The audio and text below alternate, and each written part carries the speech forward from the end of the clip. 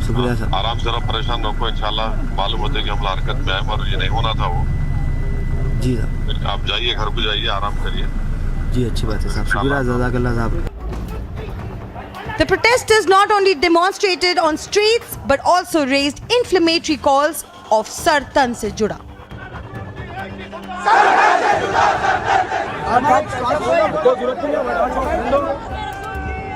This sloganeer Kashaf, who chanted Sar Tan se juda and incited crowds.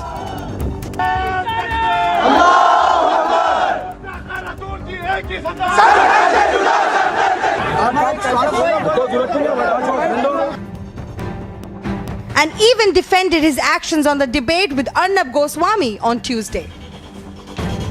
But including yours. You condemn what Raja Singh said. Including yours. That Raja, you condemn. Including yours. Including yours. Say I condemn myself. Including yours. Say I ought to have been arrested a long time back.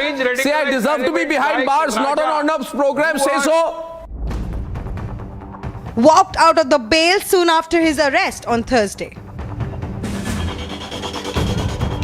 Meanwhile, the Telangana police re-arrested Raja Singh from his residence in Hyderabad soon after the second threat video was released by him.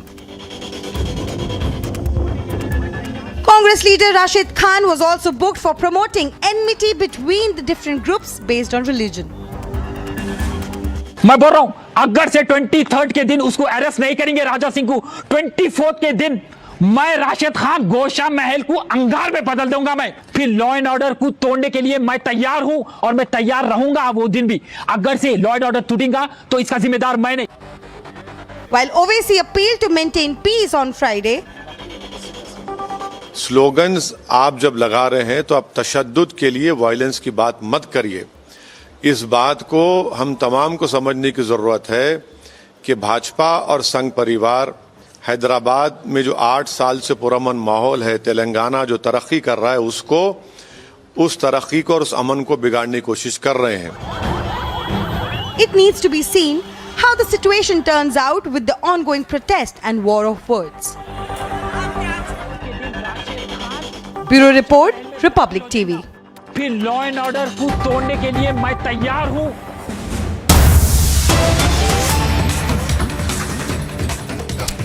And on to more breaking news coming in now with back-to-back TMC netas and leaders who are now under the radar of central agencies. TMC Supremo and West Bengal Chief Minister Mamta Banerjee has now said that she has only one request, that many cases that are pending for the last 3 to 4 years should be solved, adding that she knows that the agencies are trying their best, but that they should be cleared and trial by media should not be held. That's a remark coming in from the TMC Supremo Mamta Banerjee, saying that there must be no media trials, going on to add that the cases that have been pending for the last 3 to 4 years, these matters, the cases should be expedited and should be solved at the earliest, and adding that the media trial should not happen. This of course comes in the background of several TMC leaders who are under the radar of central agencies in various scams, from the cattle smuggling scam to the SSC recruitment scam. Several TMC netas that are under the radar. We have that soundbite as well of Mamta Banerjee. Let's listen in. Only one request would be served to all of you. Solve the pending cases. So many cases are pending. And give some more women judges also. Only few we have. And whatever the cases are pending since 3 years, 4 years, that should be cleared. I know it is not in your hand, you are trying your best. And also, sir, no media trial, please. Sometimes it mislead and misguide and give the bad name, though the incidents are not true. That is called judiciary, because judiciary, they first go through the details about the evidence, the witness and everything. So no media trial, my media friends. This will be my request to all of you also. My media friends, don't go for media trial. So, Mamta Banerjee, they're clearly rattled in wake of these several cases for which the TMC netas are under the radar of central agencies, saying that there must be no media trial and urging the High Court to expedite when it comes to solving of these cases, which she says that have been pending for the last 3 to 4 years. And moving on now to more news then, in trouble for the Jharkhand Chief Minister Hemant Soren, the Election Commission of India has submitted its report in mine lease case to Governor Ramesh Bias. As per sources, the ECI recommended his disqualification as an MLA. In such a scenario, the Chief Minister will have to step down as the Chief Minister of Jharkhand. Meanwhile, his wife Kalpana Soren and father Shibu Soren are believed to be the front runners to replace Hemant Soren.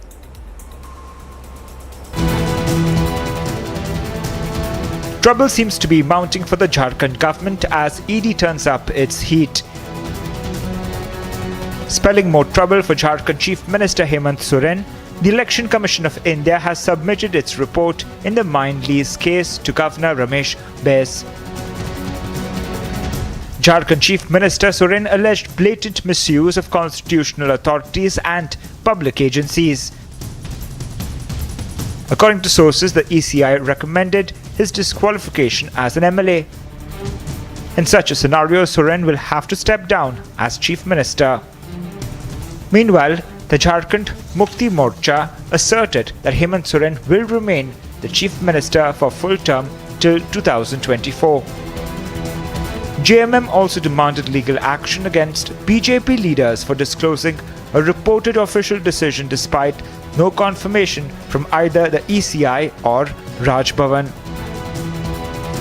अभी तक का कोई development के बारे में कोई official communication नहीं है और चूंकि यदि चुनाव आयोग संवैधानिक संस्था है उसकी गोपनीयता कैसे भंग हुई ये एक आपराधिक कृत्य है।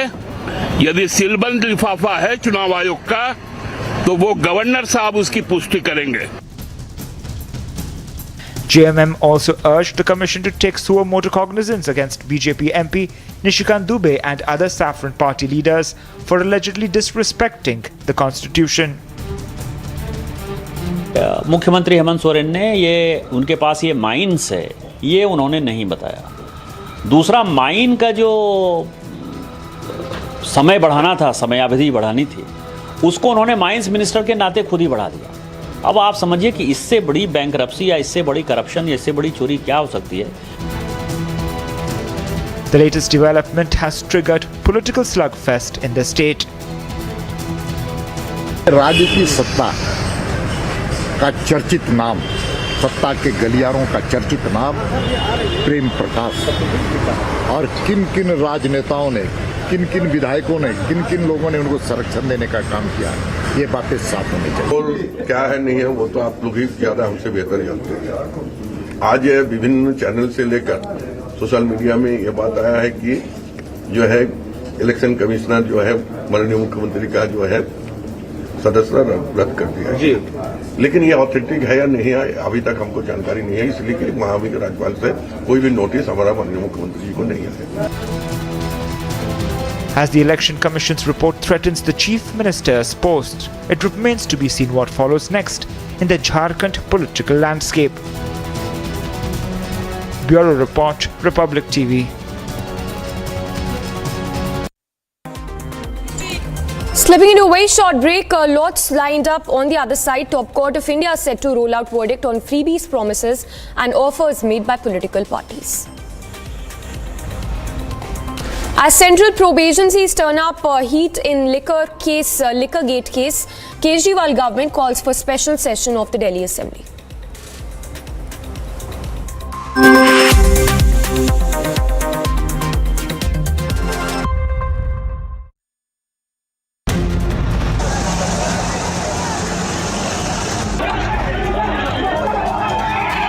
They are protesting against Manish Sisodia and through it the Aam Aadmi.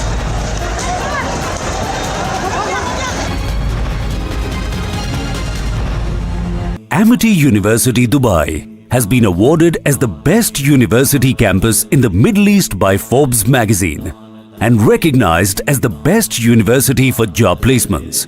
Jumpstart your global career in Dubai with Amity, with faculty and students from over 50 nationalities. Visit amity.edu/Dubai.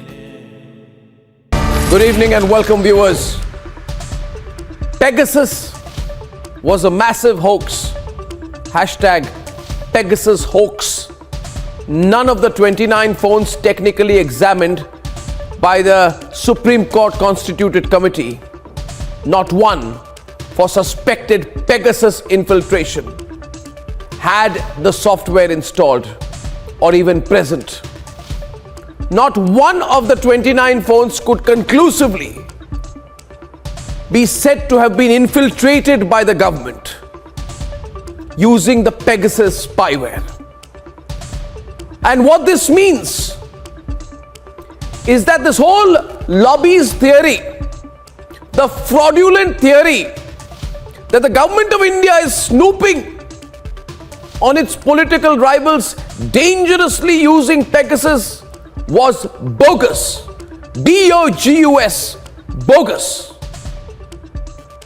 None of those who were so gleeful about Pegasus being found, saying this proves that the government has a magnifying glass inside everyone's phones,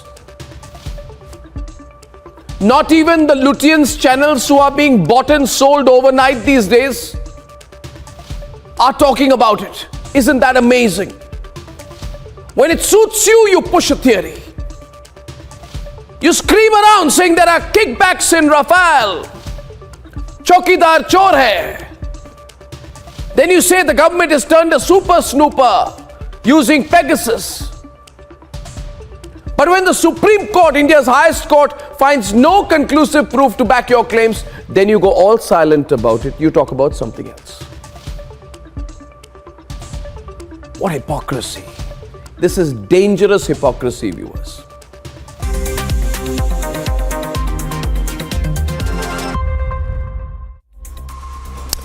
Thanks for staying tuned. Now on to some more breaking news. This one coming from Bihar's Darbhanga, where a woman, in fact in a video that has come to light, where a man was beaten with sticks. The incident that is also going viral on social media. The visuals of the incident, in fact, is going viral, in which some people have tied the hands and feet of the man with a rope, and then he was thrashed with sticks. In fact, we'll also play out that video as well, the disturbing video in which the man was beaten. He was thrashed brutally. In fact, those are the visuals of him being treated following this incident. In fact, beg your pardon, this is the incident from that particular house where the man was assaulted in Bihar's Darbhanga. He was tied, his feet and hands were tied, and then he was beaten.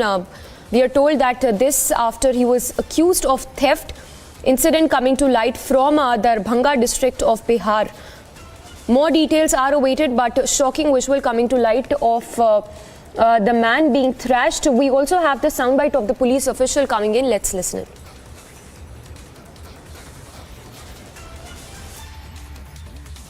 इस video viral के संबंध में थानाध्यक्ष बेदा से पूछताछ की गई, तो उनके द्वारा बताया गया कि रहीका थाना का यह मामला है और पिटाई का मामला था। डीएमसीएच में इसका इलाज हुआ है और फर्द बयान लेकर संबंधित थाना को थानाध्यक्ष बेदा द्वारा भेज दिया गया। विस्तृत जानकारी फर्द बयान में दिया है और फर्द बयान लेकर के रहीका थाना को भेजा गया है। इसमें जैसा कि दिख रहा है, उसमें लग रहा है कानून को हाथ में जाएगा, चाहे जुर्म वो जो करे। हाँ, उस सारे बिंदु पर तो अब जांच होगी ही।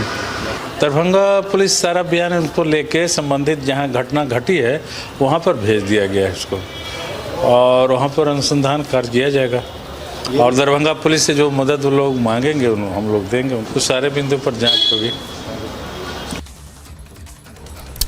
So that's the incident that is coming to light from Bihar's Darbhanga. As you can see in those visuals, the man was brutally thrashed. His hands and feet were tied. In fact, the police official also saying that they've received, in fact, the complaint, the incident coming to light from Darbhanga, where the man's hand and feet were tied after he was accused of theft. And on to a quick roundup of all that's making news from across the country following the purported recommendation of the Election Commission in the Office of Profit case against the Jharkhand Chief Minister. Soren could be disqualified as an MLA and thereby lose his post as well. According to sources, the EC has sent its opinion to the Jharkhand governor on a plea seeking Soren's disqualification. As per sources, the election for the Congress president is likely to be postponed for a few weeks, and the final schedule will be decided in the Congress Working Committee meeting that was scheduled on August 28th. Earlier, it was announced that the election schedule will be from 21st of August till 20th of September. Raksha Mantri Rajnath Singh will hold bilateral talks today with Tanzanian Minister of Defence and National Service in the national capital. According to sources in the know, the two ministers during the talk will review the defence cooperation between the two countries and also explore new avenues including defence industry cooperation to further strengthen bilateral engagements.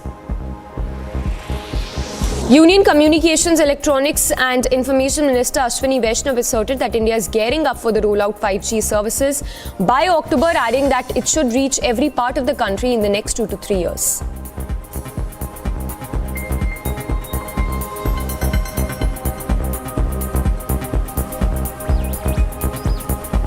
By October 5G we should be launching and उसके बाद में बहुत rapid scale up करेंगे, केवल शहरों में ही नहीं बल्कि कस्बों में, गांवों में, दूर दराज क्षेत्रों में भी जल्दी से जल्दी 5G लाने का टारगेट प्रधानमंत्री जी ने दिया है डिपार्टमेंट को और बहुत ही तेजी से इस पर हम लोग आगे रोल आउट करेंगे. Amid the completion of trials for the first indigenous Indian aircraft carrier and its handover to the Navy, Prime Minister Modi said to commission the IAS Vikrant 1 Vikrant on 2nd of September in Kochi. Now, as per sources, the aircraft trials will begin in November and the eventual goal is to have it equipped with India-made jets.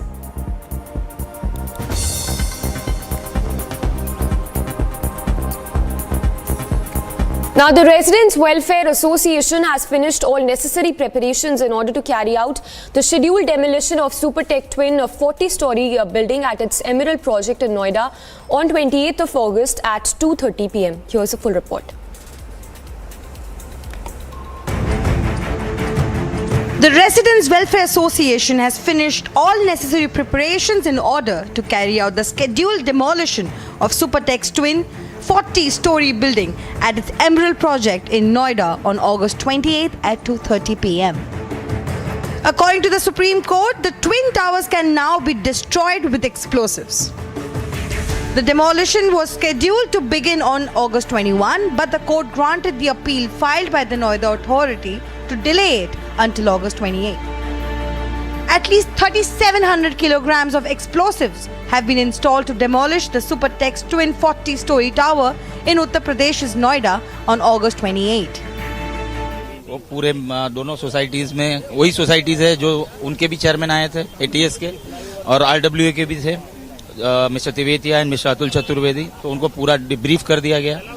उसके बाद इनके जो strengthening का काम चल रहा है उनका भी मुआयना सीईओ मैडम ने किया, उस पर भी सेटिस्फाइड है. कुछ आफ्टर पोस्ट डिमोलिशन भी कुछ स्ट्रेंथनिंग करना है. The Supertech has already given in writing to RWA. Supertech's illegal twin towers, which are taller than Qutub Minar, will become India's highest structures ever to be demolished in 9 seconds. जब twin tower 9 second के अंदर ध्वस्त होगा तो 9 metre की दूरी पर बनी इस इमारत पर सबसे ज्यादा प्रभाव पड़ सकता है. हालांकि मैं ये फिर बता दूं कि जिस तरह की तैयारियां हैं, कहा यह जा रहा है कि आसपास की इमारतों पर उसका असर नहीं होगा, लेकिन जरा आप अगर दूर तक देखेंगे जो करीब की इमारतें हैं उन्हें किस तरह से यहाँ ये जो फाइबर की चादर है उससे ढका गया है और यहाँ नीचे जहां ट्विन टावर 9 सेकंड के अंदर ध्वस्त होकर गिरेगा, आप देख सकते हैं कि ट्रेंचेस जैसी बना रखी हैं. ये गड्ढा बनाया गया है क्योंकि जब मलबा गिरेगा तो मलबा इन्हीं के अंदर जाकर सेटल हो जाए, इसी उम्मीद में और इसी की तैयारी आप दूर तक देख पाएंगे जो ये गड्ढे बनाए गए हैं. The order had come after a batch of petitions were filed by home buyers for and against the April 11, 2014 verdict of the Allahabad High Court. which had ordered razing of the 2 buildings within 4 months and refund of money to apartment buyers. Bureau Report, Republic TV. Well, this morning, coming up on the other side, US Senator Marsha Blackburn becomes the latest US official to visit Taiwan. Test flight of NASA's new spacecraft to the moon next week.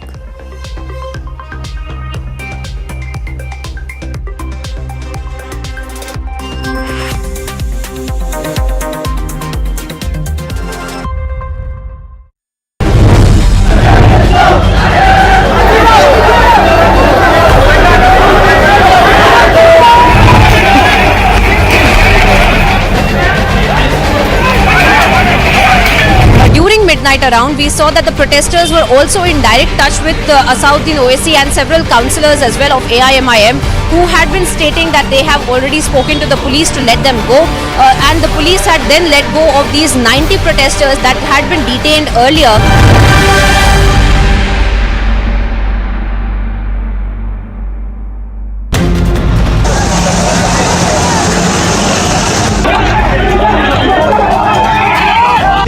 Against Manish Sisodia and through it the Aam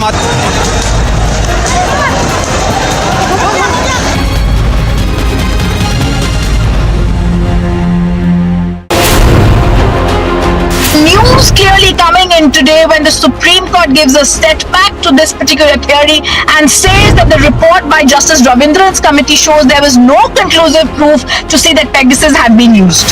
According to the report, 29 phones were scanned, of which no Pegasus was found. So all the fear-mongering in the case of Pegasus as well is fallen flat. Another issue has deflated, has collapsed completely for the opposition.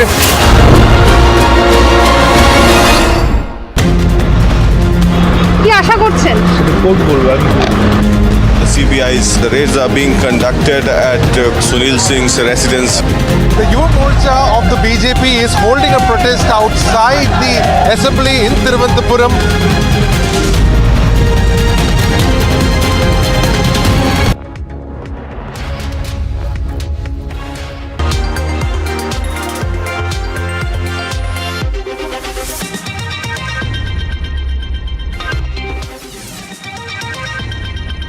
US Senator Marsha Blackburn becomes the latest US official to visit Taiwan.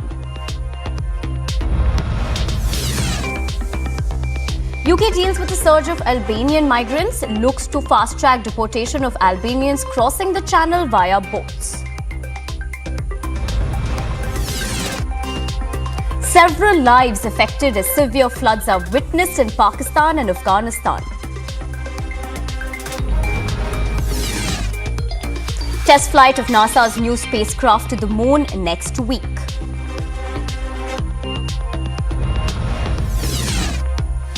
At least 25 killed as Russia claims responsibility for an attack on a train station in Ukraine.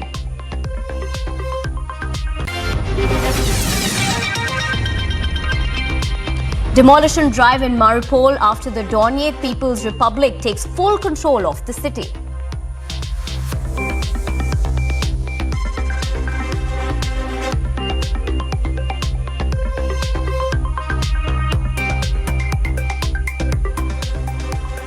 A very good morning. Thanks for tuning in. Big news coming in. Police in Pakistan's Punjab province on Thursday registered a case against Federal Interior Minister Rana Sanullah on charges of terrorism and threatening the judiciary and government officials. Now, former Federal Minister Munis Ilahi, who is the son of Punjab Province Chief Minister Parvez Ilahi, termed the move a tit-for-tat response to the federal government's illegal actions against former Prime Minister Imran Khan. Now, it is said the complainant, who is a resident of Gujarat City, said he was watching a talk show on a media channel on August 21st when clips of Sanullah's speeches from April 2021 and January 2022 were aired. In these speeches, the minister was shown hurling threats to the judiciary, the Punjab Chief Secretary and Lahore Commissioner and their children. A case under Section 7 of the Anti-Terrorism Act was registered against the Interior Minister in Gujarat City, around 150 kilometers from Lahore. Now, this is the news that is coming in right now. Pakistan minister has been booked. Rana Sanullah has been booked in a terrorism case that has been registered. The complainant, who is a resident of Gujarat city, saw a talk show on a media channel on August 21st when these clips of his speeches from April 2021 and Jan 2022 were aired. Now, a case under Section 7 of the Anti-Terrorism Act was registered. Now, interestingly, it was on Sanullah's orders, was booked under the Anti-Terrorism Act. Now, moving on to some other news. US Senator Marsha Blackburn arrived in Taiwan on Thursday in the second visit by members of Congress since House Speaker Nancy Pelosi's trip earlier this month sharply raised tensions with China. Take a look. US Senator Marsha Blackburn becomes the latest US politician to visit Taiwan. The Republican lawmaker who represents Tennessee landed in Taipei after visiting the Solomon Islands and Papua New Guinea. Her arrival came not long after House Speaker Nancy Pelosi traveled to Taiwan for a visit which sharply raised tensions with China. Tensions had already been high, with China conducting military flights near Taiwan and the US sailing warships through Taiwan Strait to emphasize that they are international waters. Beijing claims it as a part of its national territory and views any visit by a foreign government official as challenging its sovereignty, even after Taiwan being a self-ruled island. Following the Pelosi's visit, a congressional delegation composed of representatives from both the Senate and the House visited. Meanwhile, this week the Indiana governor came to Taiwan as well for a trip focused on business and academic cooperation, while the US politicians have called their visit a show of support for the island. Agency report, Republic TV. Moving on, the UK announced plans to fast-track the deportation of failed Albanian asylum seekers as authorities combat a surge in the number of migrants crossing the English Channel in small boats.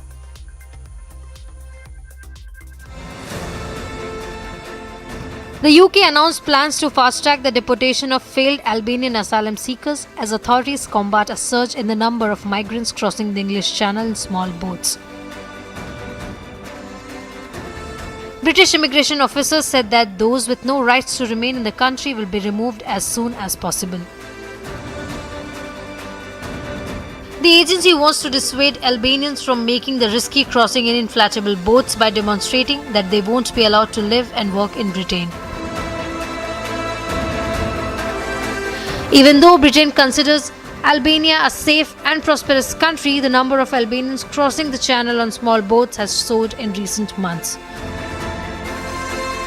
Some 2,165 Albanians arrived in Britain via this route in the first 6 months of 2022, compared with just 23 in the same period last year. Albanians are now tied with Afghans as the biggest nationalities arriving on small boats, with each counting for 18% of the total. Agency report, Republic TV. According to the Russian authorities, the death toll from a Russian rocket attack as Ukraine observed its Independence Day has risen to 25, including an 11-year-old boy found under the rubble of a house and a 6-year-old killed in a car fire near a train station that was the target. Take a look. Russia hit a passenger train and residential area in the town of Chaplin on August 24. Since then, the death toll has climbed to 25, which includes an 11-year-old boy who was found under the rubble of a house and a 6-year-old killed in a car fire near the train station. Сидела я с дочкой в кухне, там она разбитая. И как дарило, как бывает, то, знаете, гроза. Як ударить гроза сильно, що я аж заплакала, так гроза сильно вдарила. І це все в один миг посипалось. И окна повыскакивали, попадали в окна. The attack occurred on the day that Ukraine marked its 31st anniversary of independence from the Soviet Union and the 6th month mark since the onslaught of the Russian invasion. Russia's defense ministry acknowledged the strike on the Chaplin station but claimed that it had targeted a Ukrainian train that was transporting ammunition to the front line. Russia further claimed to have killed more than 200 Ukrainian reservists during the strike. A local resident also spoke about the power of the strike while she was taking care of her daughter in the kitchen. Попало туди у двор, не знаю. Там дитина 11 років відкупували, не знаю, чи вона жива, чи ні. Я йду, і в мене в голові, ні на що я не надіюсь, тільки на одного Бога. Прошу його, щоб це поскоріше пройшло. Очень тяжело жить. President Volodymyr Zelensky also has warned that Russia might try to do something particularly nasty, something particularly cruel. The lethal train station strike in Chaplin served as a painful reminder of Russia's continued ability to inflict large-scale suffering 6 months into the war. Meanwhile, cluster munitions have been banned by the most nations due to their devastating and indiscriminate effect on military personnel and civilians alike. Agency report, Republic TV. The DPR's Ministry of Construction, Industry, Housing and Utilities announced that Russian builders had started demolishing the damaged high-rise buildings in Mariupol. According to the ministry, the demolition is carried out by a non-explosive method using excavators. The work will take about 10 days, after which removal of the debris will be carried out. The DPR's Ministry of Construction, Industry, Housing and Utilities announced that Russian builders had started demolishing the damaged high-rise buildings in Mariupol. Footage film features the process continuing with removing the buildings that cannot be repaired. According to the ministry, the demolition is carried out by a non-explosive methods using excavators. The work will take about 10 days, after which removal of the debris will be carried out. On April 21st, Russian Defense Minister reported to President Vladimir Putin that Russian armed forces and the DPR People's Militia had taken full control of Mariupol. Ukrainian President Volodymyr Zelensky admitted on May 8th that Ukraine does not have any such heavy weapons to unblock Mariupol through military means. Moscow launched a military offensive on Ukraine in late February after recognizing the Donetsk and Luhansk People's Republic's independence. Kiev has denounced the Russian offensive into its territory, and Ukrainian President Volodymyr Zelensky has imposed martial law throughout the country, announcing a general mobilization. Agency report, Republic TV.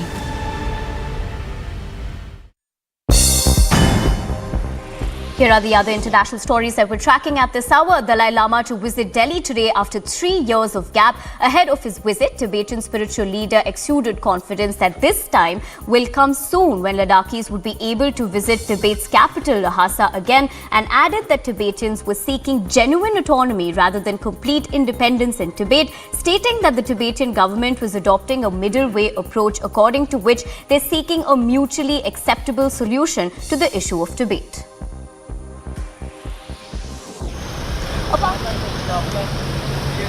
Imran Khan's protection from arrest till the end of the month, that is till September 1st. This comes after the police filed terrorism charges against the country's recently ousted opposition leader. The court protected Imran Khan from arrest over accusations that he made during a speech where he threatened police officers and a lady judge.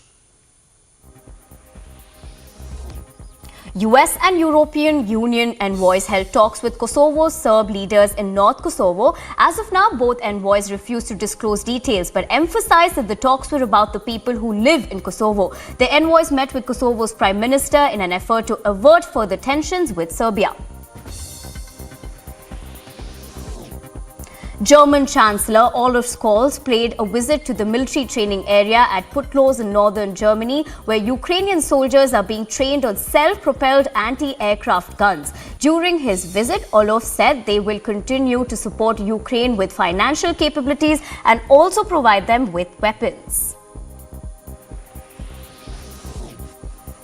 A severe heat wave continues to wreak havoc across much of southern China, sparking mountain fires and drying up hydro systems. According to the cargo officials, the extreme heat and drought have whittled crops and shrunken rivers. Authorities in drought-hit areas of China have been adopting measures to ensure steady water supply for the local residents' daily use.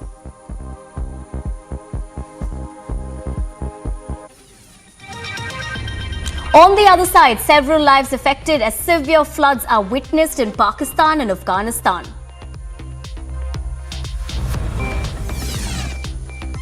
Test flight of NASA's new spacecraft to the moon next. Don't go anywhere. We will be right back after a short break.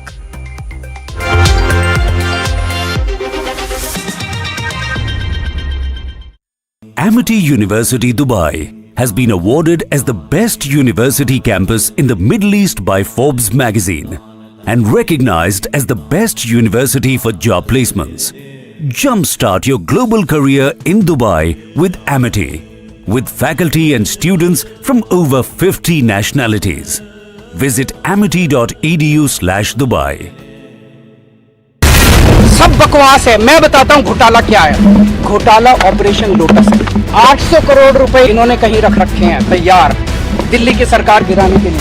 They are doing all sort of theatric exercise to divert the attention. Lotus, bogus, etc.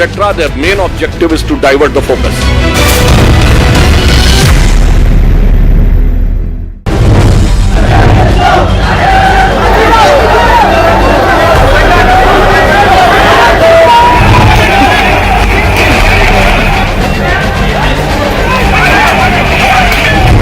Midnight around, we saw that the protesters were also in direct touch with Asauddin Owaisi and several councillors as well of AIMIM, who had been stating that they have already spoken to the police to let them go, and the police had then let go of these 90 protesters that had been detained earlier.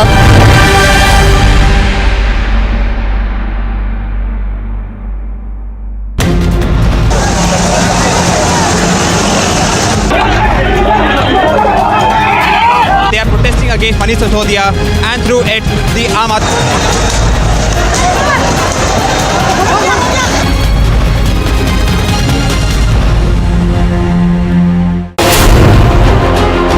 News clearly coming in today when the Supreme Court gives a step back to this particular theory and says that the report by Justice Ravindran's committee shows there was no conclusive proof to say that Pegasus had been used. According to the report, 29 phones were scanned, of which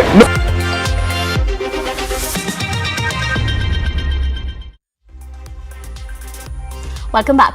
Hundreds of people were left stranded at the Chaman border crossing with Afghanistan on Thursday following torrential rains and flood water. Here's a report.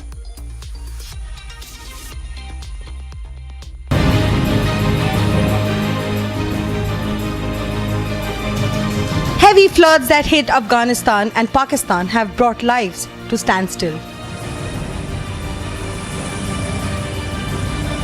Hundreds of people were left stranded at the Chaman border crossing with Afghanistan following torrential rains and floodwater.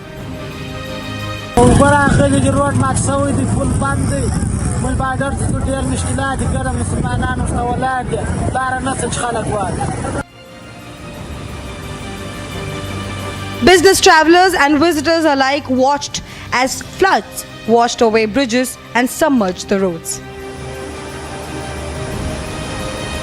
Burada müşkilatız da Chaman da border the roads da gar do upo violi.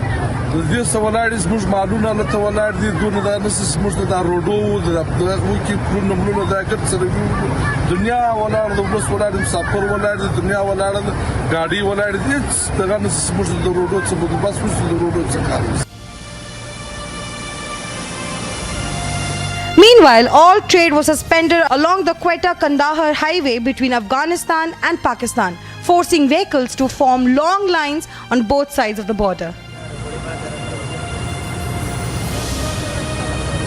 دا مندر اغلی دی زو بارډر ته نو لار بند ده نو موږ تیرې دا نشو نو په دغه باندې موږ د خدای دنیا د سر راګرځېدلې د شه دار خو دي دغه انسانان دي څوک کروندوی کې پراته دي څوک په مندوی کې ناشته شه نو بار دا انسانان ګرځي د خپل ویني شورته ګوري دغه شین انسان غزنان دي هغه جره روان دي دغه غزنان ما شومان دي پر دار کمره روان دي نو موږ نو ساوشتله په دا خاطر ولا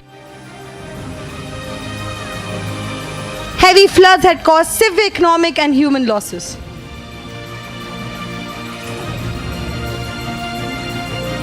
The United Nations said that it is helping Pakistan and Afghanistan deal with recent heavy flooding that has caused heavy casualties and material damage in both countries.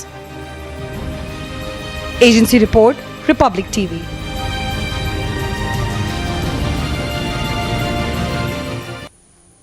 Moving on, 2 Bulgarian police officers were killed early Thursday as they tried to stop a bus containing migrants who had entered the country illegally. The incident occurred in the Black Sea city of Burgas after the bus refused to stop at 2 consecutive border police checkpoints. Take a look. 2 Bulgarian police officers were killed early Thursday as they tried to stop a bus containing migrants who had entered the country illegally. The incident occurred in the Black Sea city of Burgas after the bus refused to stop at the 2 consecutive border police checkpoints. The bus with Turkish registration plates was carrying 47 migrants whose nationality has not been disclosed. В автобуса са се превозвали общо 47 на брой мигранти, за които към настоящия момент имаме данни, че са от Сирия. Задържано е едно лице, което не е от групата въпросни мигранти, за което към настоящия момент имаме данни, че е участвал в превоза. So far, no charges against the driver has been brought, but District Prosecutor Georgi Chinev called the driver's action a conscious, purposeful, intentional act. Въпрос за съзнателен, целенасочен, умишлен акт. Bulgaria, a Balkan country of 7 million, is located on a major route for migrants from the Middle East and Afghanistan to Europe. Only a small number of them plan to stay in the EU's poorest member, using Bulgaria instead as a transit corridor on their way westward. Agency report, Republic TV.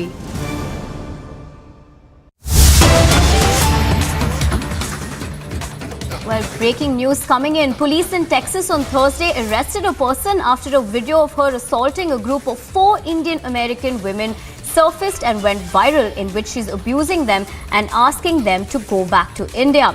Now, the racial incident took place on Wednesday night in a parking lot of Dallas in Texas. The woman who has now been arrested is seen in the video identifying herself as a Mexican American and assaulting a group of Indian Americans. Now, a case of racism has come from Dallas in Texas. Now, the incident took place on Thursday night in a parking lot in Texas. The woman has now been arrested. She was seen constantly verbally abusing Indian Americans. The video has now gone viral and sent shockwaves among the Indian American community across the United States. Dear, y'all here. Turn camera off. I'm happy to talk. Turn it off. And why should I turn it off? You're the one who came and talked to me. I'm Mexican. I'm Mexican, and I paid my way here. What? Why would you come and talk to us? Some camera off. Don't touch me. You don't touch me. Talk to you. Oh my God, guys, record. She's hitting me. She's hitting me. Oh my God. Oh my God. Oh, she's hitting me. She's hitting me. You too, bitch. I didn't even talk to you. I did not talk to you. Do not. Camera off. Go back to your car. I am. Go back to your. Go back to your car. Well, the racial video footage has now gone viral, but on the other hand, the police have arrested the woman in question regarding this incident. But moving on to other news, in an exceptional footage that has surfaced from Villanueva de Sau, a town in Spain, it shows a submerged church that has now emerged. Take a look. In an exceptional footage that has surfaced from Villanueva de Sau, a town in Spain, it shows a submerged church that has now emerged. This is the footage from Catalonia Reservoir. Locals reported that the exceptional natural phenomena has occurred after driest condition in over 1,000 years. Sí. Quan apareix el que és la teulada de l'església, vol dir que hi ha un nivell més baix del pantà, però no és res excepcional, no? Però quan ja comença a sortir el que és tot l'edifici i amb la rectoria i a vegades fins i tot pot arribar a sortir el cementiri, vol dir que hi ha una situació de sequera excepcional. Footage showed ruins of Saint Roman Church were revealed due to low water levels in the Sau Reservoir. Hemos venido porque hemos visto la iglesia bastante descubierta, sin agua, y bueno, y ese era el motivo para verla de cerca, la iglesia romana, a ver si estaba en pie todavía. Visitors to the town of Villanueva de Sau were seen at the 11th century church following the drought which left the reservoir at just 37% capacity. No, mai ho havia vist així i m'he sentit molta pena, no? Però m'han dit que d'aquí a quan plogui una miqueta més s'omplirà d'aigua, millor. US experts have estimated that the country is experiencing its driest condition in approximately 1,200 years, while last month was the hottest on record since 1961. Agency report, Republic TV. Moving on, NASA's new moon rocket makes its debut next week in a high-stakes test flight before astronauts get on top. The 322-foot rocket will attempt to send an empty crew capsule into a far-flung lunar orbit. If all goes well, astronauts could strap in as soon as 2024. Here's a report. NASA's new moon rocket makes its debut next week in a high-stakes test flight before astronaut gets on top. The 322-foot rocket will attempt to send an empty crew capsule into a far-flung lunar orbit. If all goes well, astronauts could strap in as soon as 2024. We're going to stress it and test it. We're going to make it do things that we would never do with a crew on in order to try to make it as safe as possible. Liftoff from Florida's Kennedy Space Center is set for Monday morning. I rather suspect that a lot of people on planet Earth are going to be tuned in to when in 2025 we land humans again for the first time in a half century, and one of those humans is the first woman and the next man. The launch comes 50 years after NASA's famed Apollo moonshots. We have one rocket and one spacecraft that is now in the barn, in the stable, that's ready to launch astronauts. And that is the rocket SLS and the spacecraft Orion. The price tag for the single mission exceeds $4 billion. Space is hard, and space flight is risky business. And you accept the risk and you try to prepare. The entire program will have set NASA back $93 billion by the time astronauts are back on the moon. Agency report, Republic TV.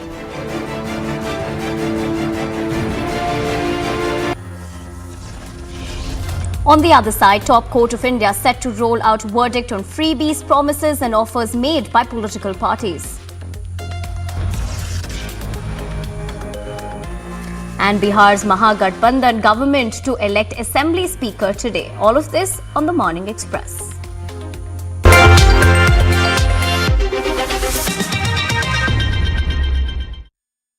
Ladies and gentlemen, of course there have been journalists in Pakistan who have been tortured, who have been shot at. But those journalists are either neutral or do not support Imran Khan at all. During Imran Khan's regime, the same thing was done to journalists who would criticize Imran Khan's government and Imran Khan himself. Friends, in Pakistan, everybody is a lion till the time the police come calling, and then all the lions are lambs.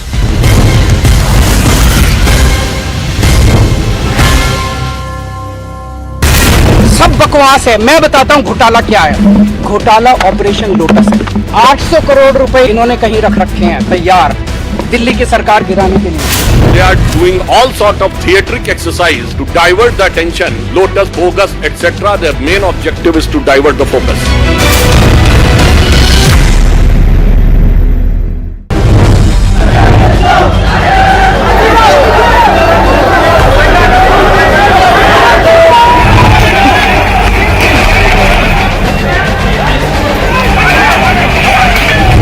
Midnight around, we saw that the protesters were also in direct touch with Asylum OSC and several councillors as well of AIMIM who had been stating that they have already spoken to the police to let them go and the police had then let go of these 90 protesters that had been detained earlier.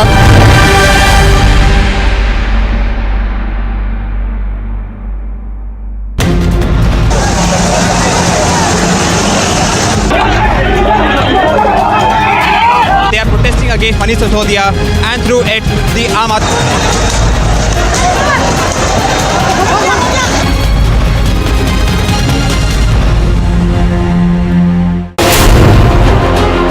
News clearly coming in today when the Supreme Court gives a setback to this particular theory and says that the report by Justice Ravindran's committee shows there was no conclusive proof to say that Pegasus had been used. According to the report, 29 phones were scanned.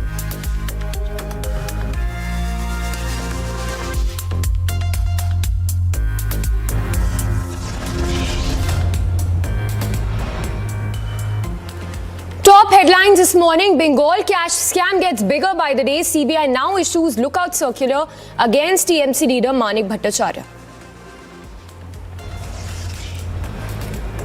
Top court set to roll out verdict on freebies promises made by political parties.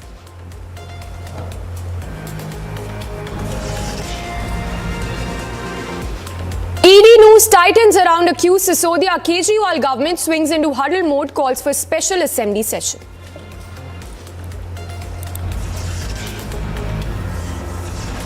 Bihar's Mahagathbandhan government to elect assembly speaker today.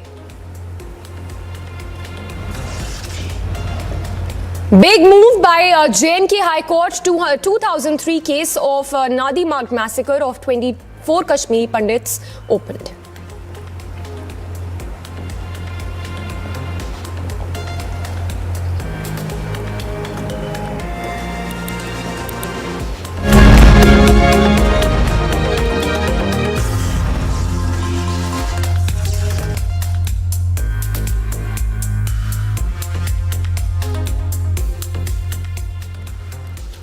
Thanks for tuning in this Friday morning. You're watching the Morning Express and I'm Samiksha Srivastava. Let's get started with a top story.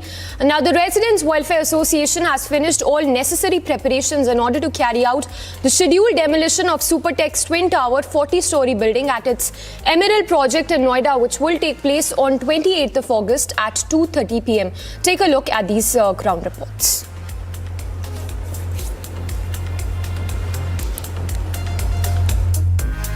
जब twin tower 9 second के अंदर ध्वस्त होगा तो 9 metre की दूरी पर बनी इस इमारत पर सबसे ज्यादा प्रभाव पड़ सकता है। हालांकि मैं ये फिर बता दूं कि जिस तरह की तैयारियां हैं, कहा यह जा रहा है कि आसपास की इमारतों पर उसका असर नहीं होगा, लेकिन जरा आप अगर दूर तक देखेंगे जो करीब की इमारतें हैं उन्हें किस तरह से यहाँ ये जो फाइबर की चादर है उससे ढका गया है और यहाँ नीचे जहां ट्विन टावर 9 सेकंड के अंदर ध्वस्त होकर गिरेगा, आप देख सकते हैं कि ट्रेंचेस जैसी बना रखी हैं। ये गड्ढा बनाया गया है क्योंकि जब मलबा गिरेगा तो मलबा इन्हीं के अंदर जाकर सेटल हो जाए, इसी उम्मीद में और इसी की तैयारी आप दूर तक देख पाएंगे जो ये गड्ढे बनाए गए हैं।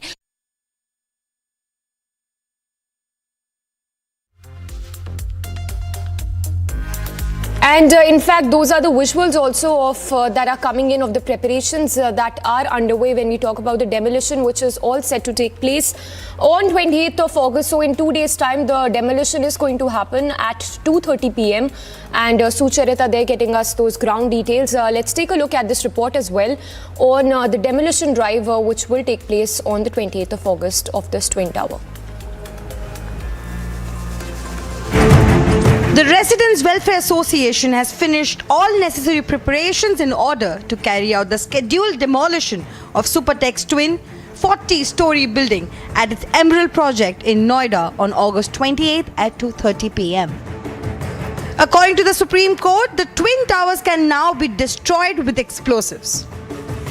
The demolition was scheduled to begin on August 21, but the court granted the appeal filed by the Noida authority to delay it until August 28. At least 3,700 kilograms of explosives have been installed to demolish the Supertech's twin 40-story tower in Uttar Pradesh's Noida on August 28.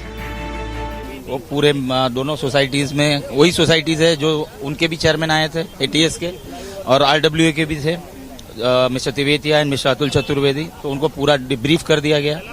उसके बाद इनके जो strengthening का काम चल रहा है उनका भी मुआयना सीईओ मैडम ने किया, उस पर भी सेटिस्फाइड है। कुछ आफ्टर पोस्ट डिमोलिशन भी कुछ स्ट्रेंथनिंग करना है। The Supertech has already given in writing to RWA. Supertech's illegal twin towers, which are taller than Qutub Minar, will become India's highest structures ever to be demolished in 9 seconds. जब twin tower 9 second के अंदर ध्वस्त होगा तो 9 metre की दूरी पर बनी इस इमारत पर सबसे ज्यादा प्रभाव पड़ सकता है।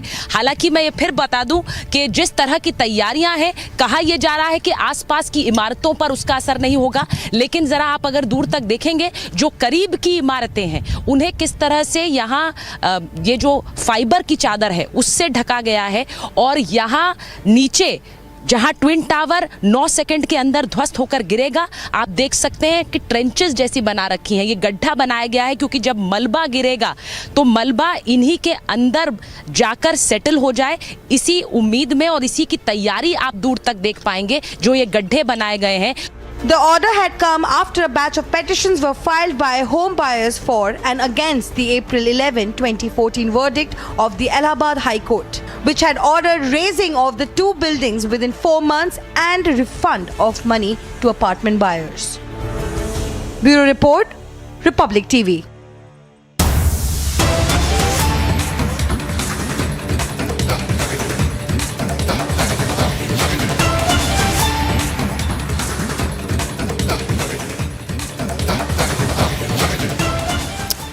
And on to more breaking news coming in. This one with regard to another infiltration bid by Pakistan that has been foiled by the forces. In fact, that's an infiltration attempt that was being made by the Pakistan terrorists in the Uri sector on 25th of August. In fact, 3 Pakistani terrorists was also neutralized while this infiltration bid was neutralized by the armed forces.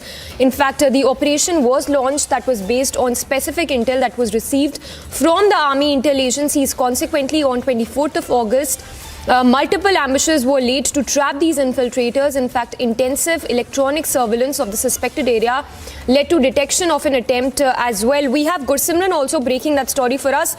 Gursimran, yet another infiltration bid by the Pakistan terrorists. Give us more details.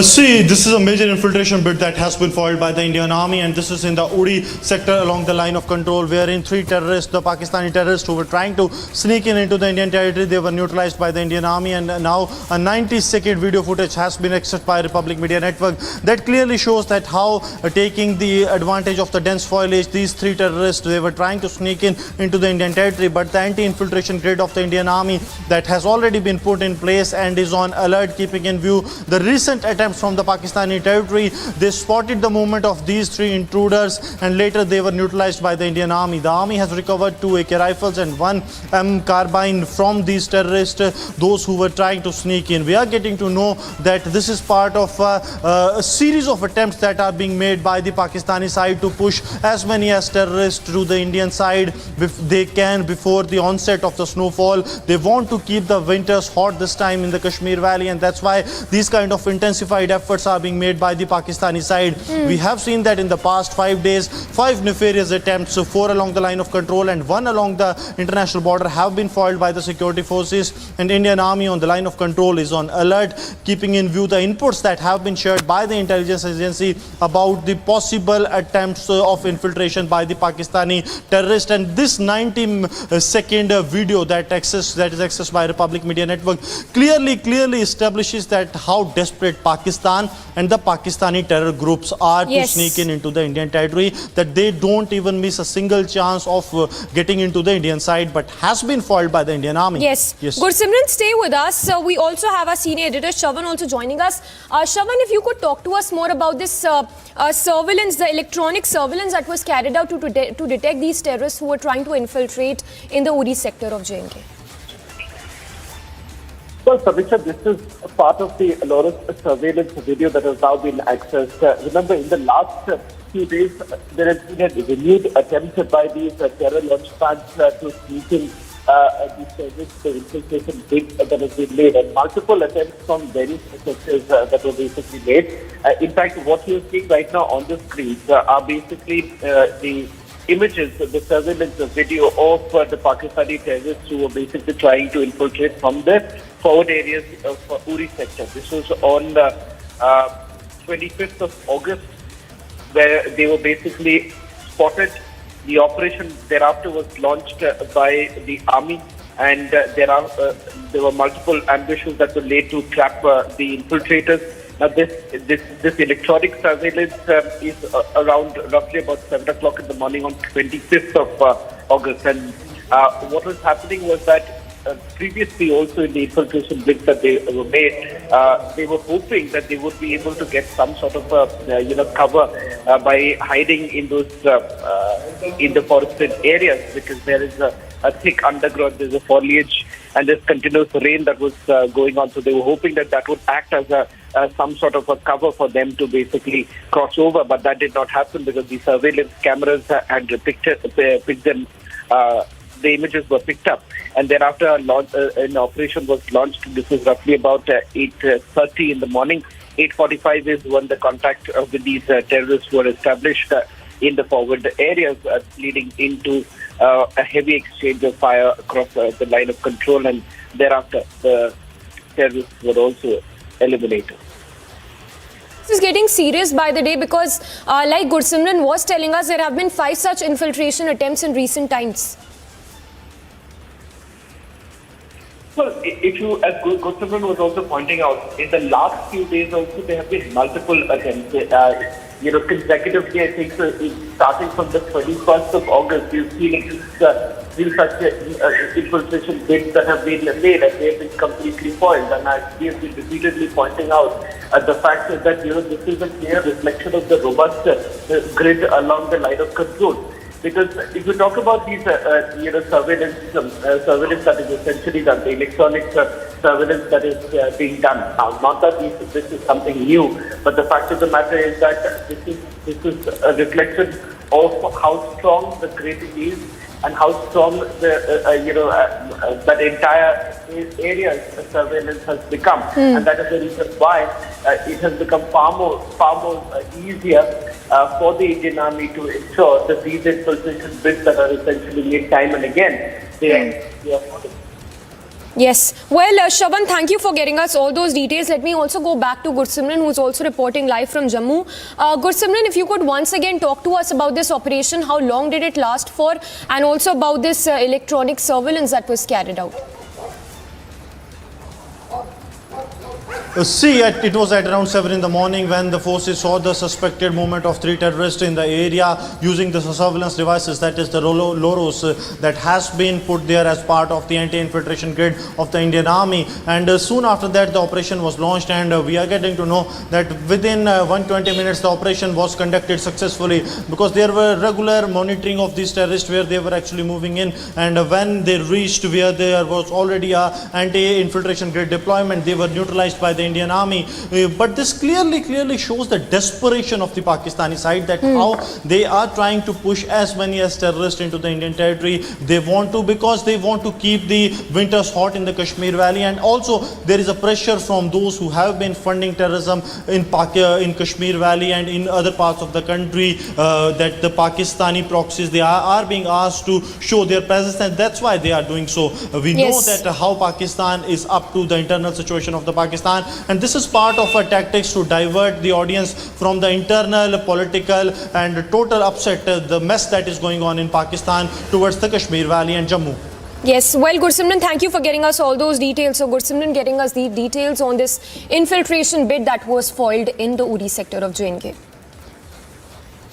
Moving on then to another big story that we've been tracking amid protest, lathi charge arrests and even flag march. The volatile situation in Hyderabad seems to be turning political by the day. After issuing yet another threat, now suspended BJP MLA Raja Singh was re-arrested in another old case, and while he has been sent to preventive detention, the sloganeer who chanted Sar Tarn Se Jura slogans was granted bail soon after his arrest. Meanwhile, a role of AIMIM chief Owaisi has also revealed, in fact, that has also come to limelight. Following the release of several sloganeers, the question now arising, who is trying to stoke tensions in the city of Hyderabad.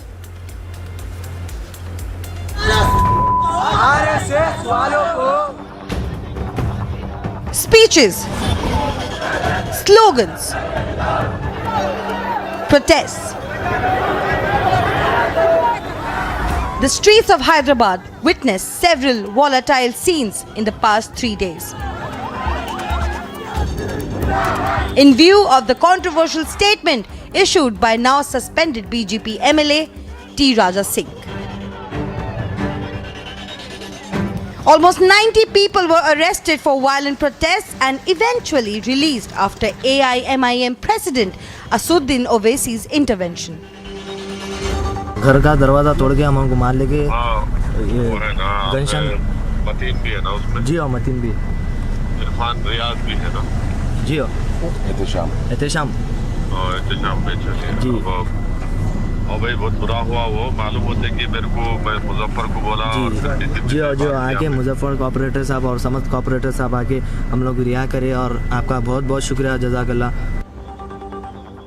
And later boasting about political intervention. अब जाओ 1:30 बज गया, सुबह 1:30 बज रहे, अब जाओ घर में, परेशान होंगे जी.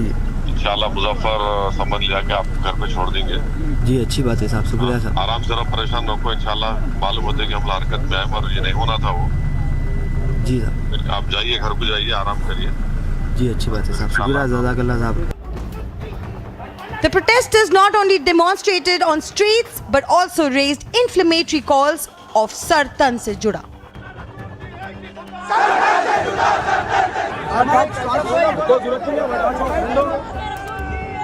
This sloganeer Kashaf, who chanted Sar Tan Se Juda and incited crowds.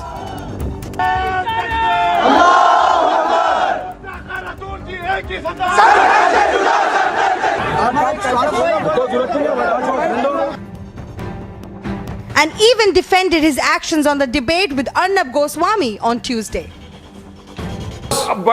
Including yours. You condemn what Raja Singh said. Including yours. Yes, Raja, you condemn. Including yours. Including yours. Say I condemn myself. Including yours. Say I ought to have been arrested a long time back. Say I deserve to be behind bars, not on Arnab's program. Say so. Walked out of the bail soon after his arrest on Thursday. Meanwhile, the Telangana police re-arrested Raja Singh from his residence in Hyderabad soon after the second threat video was released by him.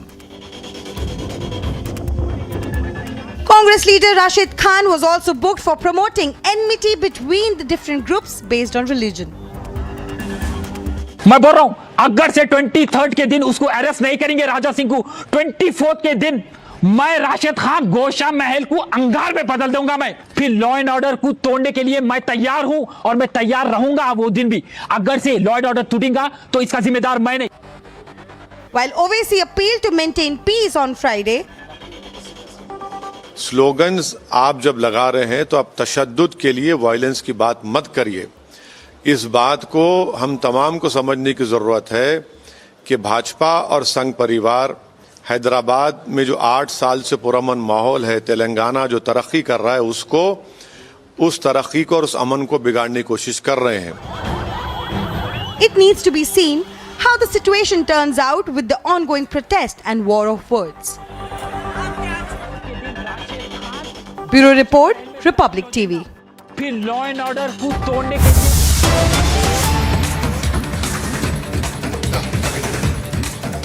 Meanwhile, in the latest development, the AIMIM chief has appealed for peace ahead of the Friday prayers. Remember, the Telangana police has rearrested suspended BJP leader T. Raja Singh from his residence in Hyderabad on Thursday. Now, as per reports, the police had relevant arrest notices for 2 different cases. This comes as protests continue across Hyderabad following the provocative remarks that were made by the suspended MLA. So, situation still tense in the city of Hyderabad, and security, meanwhile, what we understand has been stepped up ahead of Friday prayers. We'll go across to Priyanka as well to get us more updates. Priyanka is joining us live from Hyderabad. Priyanka, good morning. If you could take us to the updates you're picking up. We understand security remains tightened ahead of the Friday prayers. Good morning to you, Samiksha. We've been on the ground for a while now since morning, and we have seen that the movement, in fact, is back to normal. But of course, as you pointed out, that there has been a notification issued. The police have been alerted that there might be some kind of mobilization that will take place after the Friday prayers. Now, this is something that they had been getting in the form of intelligence over the past 4 to 5 days itself, where they had said that this will be the first Friday post this kind of a video that had been made by Raja Singh. But of course, we have seen that rapid developments took place yesterday. Let me just point that out for our viewers as well. Let me quickly recap that, because Raja Singh had made another video, another hate video, where he had come out and justify the kind of statements that he had made, in which he was clearly seen making fun of Prophet Muhammad. He refused to apologize, completely brazen, unapologetic, and he had stated that the protesters had misconstrued what he had tried to say, and that they did not understand his joke. Is what he has said, and that is not his fault. This is something that he has said in the video, and just a few minutes post that video that he had made, the police officials had gone to his house, to his residence, and then had, of course, rearrested him. Now, let me just point this out very quickly, because this is of utmost importance. We had seen that the case, the investigation of this video that had been posted by Raja Singh on YouTube, a 10-minute long video, that was being carried out. But in the backdrop of this, we have seen that the police had gone and issued him the section 41A or under the CRPC to the member of the Legislative Assembly, Raja Singh, and told him that he will be arrested in the cases that had been pending against him. One was in February, the other was in April. In February as well, he had made a very insightful video that had been taken cognizance of as something that he was doing to threaten the voters. Now remember, this was in the backdrop of the Uttar Pradesh elections. Now the second one, the second case under which he has been placed under arrest is that of 10th of April in Begum Bazaar here in Hyderabad, where during the procession of Ram Navami, he had played extremely insightful songs and had in fact made provocative speeches and provocative songs that had been played on loudspeakers. And now the police has taken him into custody. In fact, he was arrested. And it's also interesting to note that the Preventive Detention Act had also been invoked by the Commissioner of Police, and it was executed by the police, and then he was directly taken after getting his medical done to the jail itself. So now he is placed in the jail right now. He is at the central jail here in Hyderabad, and the police, of course, had also acted with respect to how the Friday prayers, the mobilization threat that had been given, and also how the entire situation on the ground had been volatile, and they had been trying to help the situation by at least Raja Singh being inside and behind bars, because today, remember, two very Priyanka, stay with us. Just hold your thoughts there. Let's also listen into what Asaduddin Owaisi had to say in his latest remarks.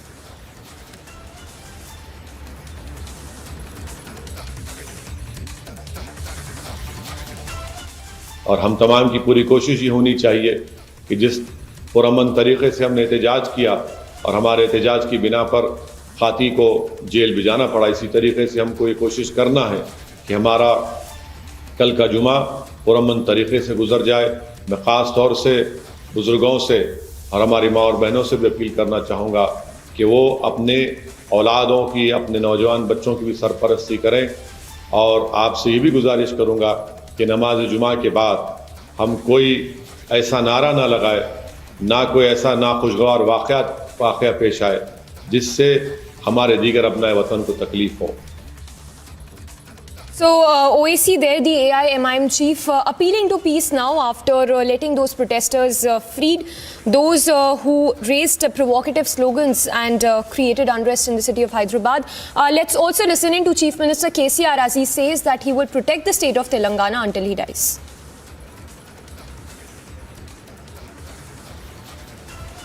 వాళ్ళ చిల్లర రాజకీయాల కోసం, నీచ రాజకీయ ఎత్తుగడల కోసం మతం మంటలు పెడితే, రాష్ట్రాన్ని అల్లకల్లోలం చేస్తే మనం చూస్తూ ఊరుకోవన్నా?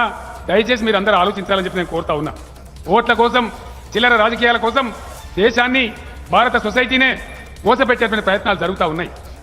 ఒక మాట మీరు ఆలోచన చేయండి. ఎందుకు ఈ గడబడి చేస్తున్నది బీజేపీ? ఇలా ఎందుకు ఆగమాగమవుతున్నాడు నరేంద్ర మోడీ? ఏం కావాలి ఆయనకు? ఉన్న పదవి చాలదా? ప్రధానమంత్రి పదవి అంతకన్నా పెద్ద పదవి ఏమైనా ఉన్నదా? ఇప్పుడు ఎన్నికలు లేవు కదా. ఏం జరుగుతూ ఉంది? బీహార్లో ఏం జరుగుతూ ఉంది? ఢిల్లీలో ఏం జరుగుతూ ఉంది? బెంగాల్లో ఏం జరుగుతూ ఉంది? మన తెలంగాణలో ఎటువంటి కారు కూతలు కూస్తూ ఉన్నారు? దయచేసి ఆలోచన చేయండి. 8 ఏళ్ల నుంచి మన దగ్గర కఠినంగా వ్యవహారం చేసి సీమ చిట్టుక్కుమంటలేదు. ప్రశాంతంగా ఉన్న తెలంగాణ సమాజం, హైదరాబాద్ నగరం, మన మొత్తం రాష్ట్రమంతా కూడా అద్భుతమైనటువంటి, బ్రహ్మాండమైనటువంటి ప్రశాంత వాతావరణంలో అభివృద్ధి జరుగుతూ ఉంది. నేను బ్రతికి ఉండంగా, నా కంఠంలో ప్రాణం ఉన్నంత వరకు తెలంగాణ రాష్ట్రాన్ని ఆగం కానియను. దీన్ని కాపాడడానికి నా సర్వశక్తులు కూడా నేను ధారపోస్తాను. ఇంకా అభివృద్ధి చేసుకుంటూ ముందుకు పోతూనే ఉంటాం. నాకున్న బలగం మీరే, ప్రజలేని చెప్పి నేను మనవి చేస్తా ఉన్నా. మీ అండదండలు, మీ ఆశీర్వచనం ఉన్నంత వరకు బ్రహ్మాండంగా ఇంకా ముందుకు చూసుకొని పోదాం. బ్రహ్మాండమైన పంటలు తెచ్చుకుందాం. వికారాబాద్, రంగారెడ్డి, మేడ్చల్ జిల్లాలు, కొంత హైదరాబాద్ నగరంలో శివారు చుట్టూ ఉండేటువంటి మున్సిపల్ కొత్తగా ఏర్పడ్డ కార్పొరేషన్లతో, మున్సిపాలిటీలతో ఉంటాయి చాలా. So, as you just heard, Chief Minister KCR there saying that he will protect the state until he dies, and in fact the reaction earlier we played out of OAC also appealing for peace ahead of Friday press. Now on to another big story that we've been tracking. In a massive revelation in the illegal mining scam, the Enforcement Directorate has drawn a link between businessman Prem Prakash and alleged middleman with arrested politician aide Pankaj Mishra. Here's a full report. Enforcement Directorate has made one major arrest in the illegal mining scam. Middleman Prem Prakash has now been arrested by the Enforcement Directorate. In fact, he's been produced before the court and he's been granted 6 days custody. Exclusive documents with Republic TV indicates that Prem Prakash was the man who was responsible for diverting all the funds that were basically generated from this illegal mining. The ED said that Prem Prakash is involved in laundering proceeds of crime generated out of rampant illegal mining in Sahibganj and its adjoining areas. The central agency said that Mishra controls the illegal mining activities in above-mentioned areas. During the course of the probe, incriminating documents and evidence were seized. 2 AK-47 rifles and 60 live cartridges were also recovered.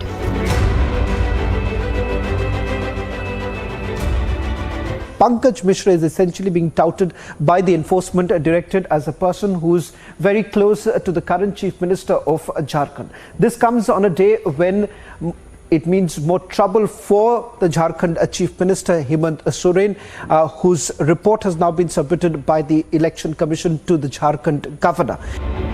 Even though Chief Minister's close aides are under ED scanner, Chief Minister Mamta Soren is in all-out denial mode. सभी लोगों के साथ सभी लोगों की अपनी कुछ व्यक्तिगत भावनाएं होती हैं और व्यक्तिगत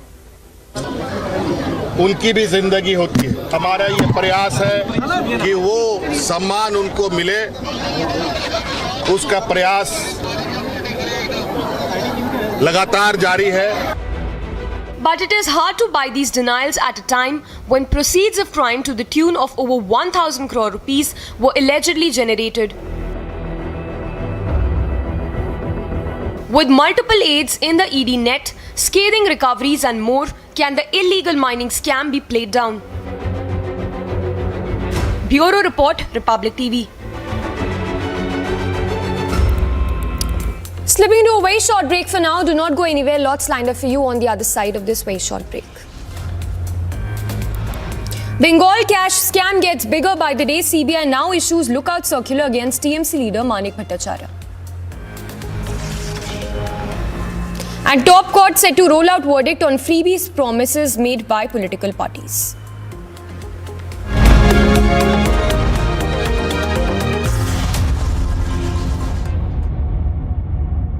Amity University Dubai has been awarded as the best university campus in the Middle East by Forbes magazine and recognized as the best university for job placements.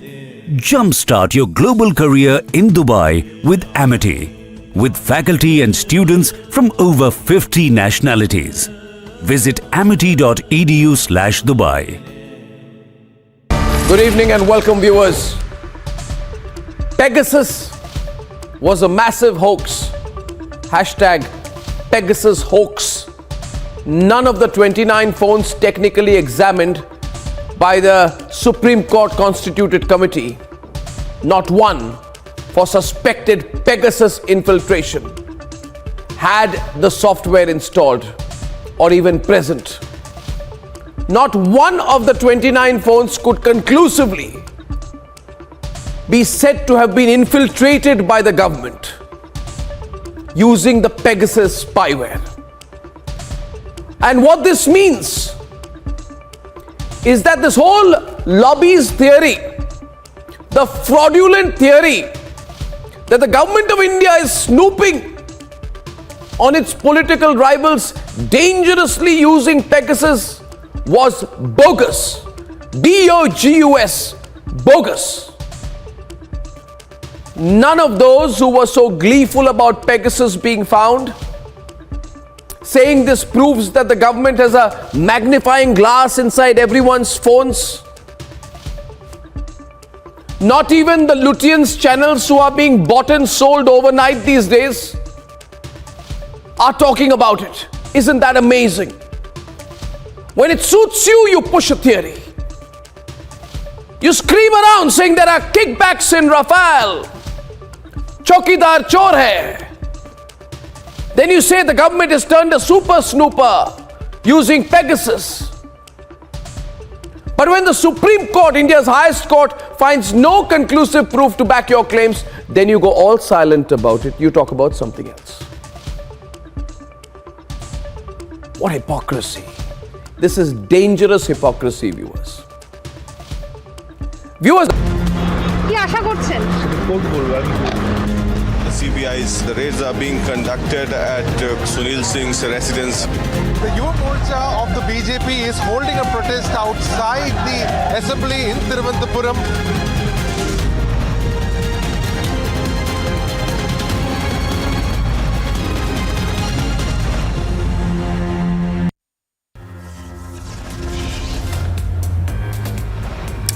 Top headlines at 8:30. Sonali Foghat's family alleges foul play. Post-mortem report reveals sensational details.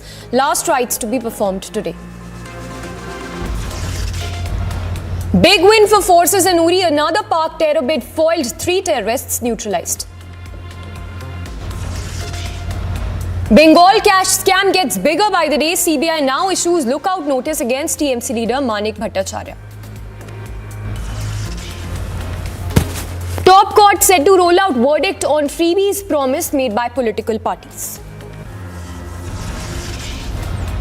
ED news tightens around accused Sisodia. Kejriwal government swings into huddle mode, calls for special assembly session.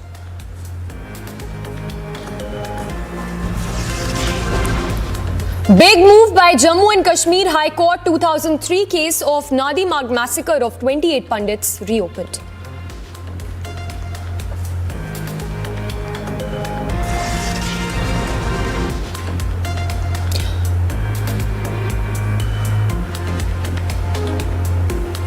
Uproar over Texas racism row as video of woman assaulting 4 Indian Americans goes viral.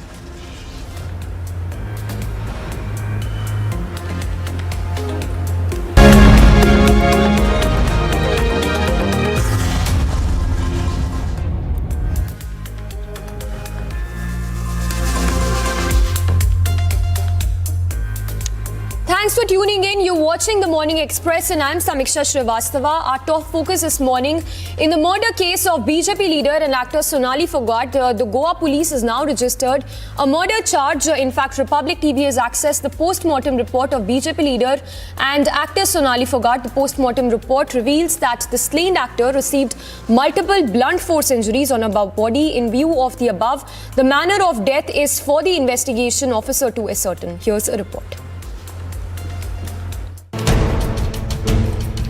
2 days after the suspicious and untimely death of BJP leader and actor Sonali Phogat in Goa, sensational details have been accessed by Republic in the mysterious death case.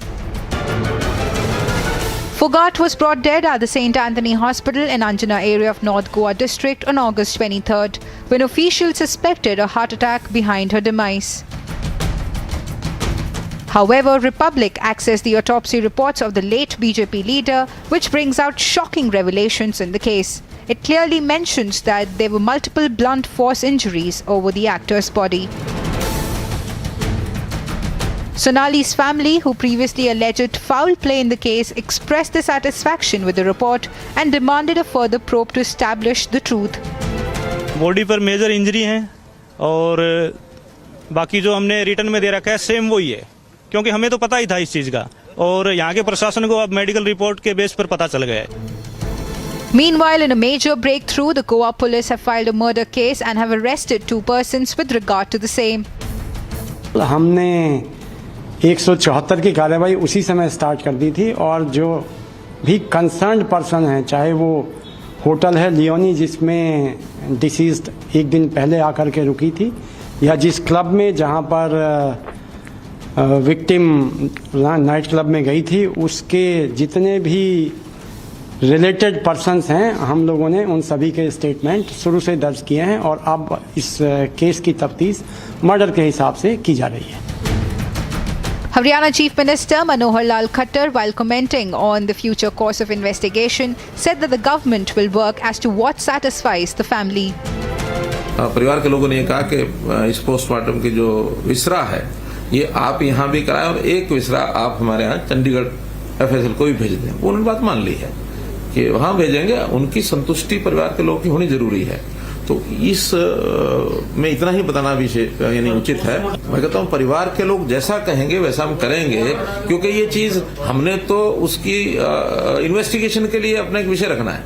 हमारा कोई उसमें अगर परिवार के लोग आके हमको लिख के देते तो क्या करना. Meanwhile, the Goa police recorded the statement of the owner of Curly's restaurant in Goa for over 7 hours. The 42-year-old actor had reportedly been at the restaurant with her 2 associates who have now been arrested, Sudhir Sangwan and friend Sukhwinder Singh. Sonali Phogat's last rites will be performed today, but the mystery behind her suspicious death remains to be solved. Bureau Report, Republic TV.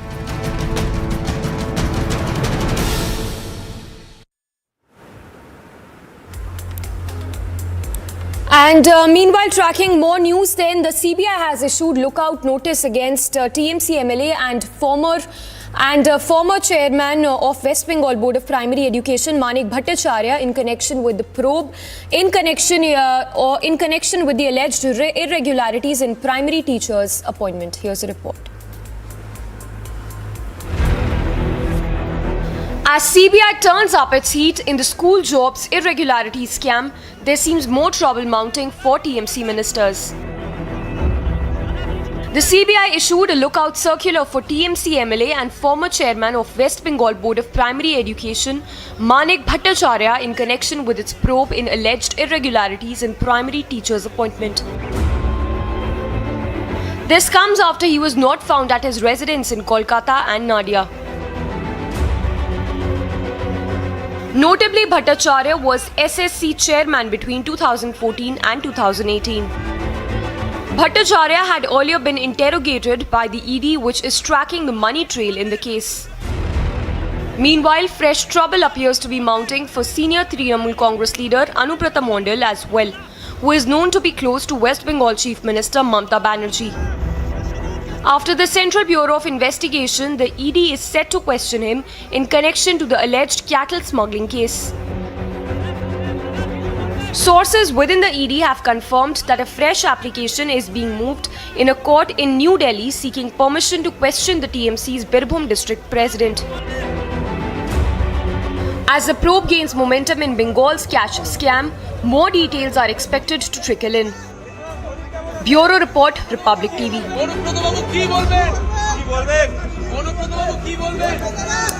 Moving on then, presidential polls for the president of the Congress has now been delayed, with the party apparently prioritizing the Bharat Jodo Yatra over the elections for the chief of Congress. The elections remain to be held since it was announced in October last year.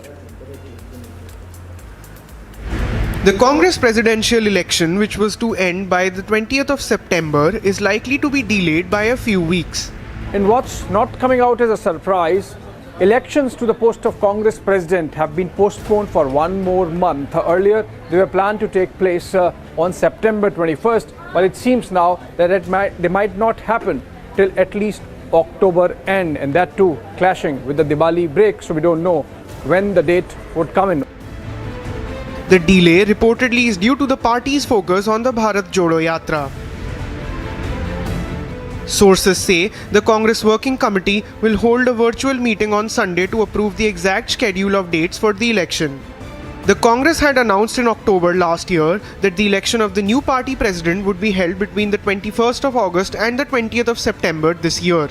Sonia Gandhi, Rahul Gandhi and Priyanka have refused to take the mantle, saying that this time it should go to a non-Gandhi in deference to a view within a great mass of congressmen themselves represented, for example, by the G23, that the Congress leadership now should pass on from the Gandhis to a non-Gandhi.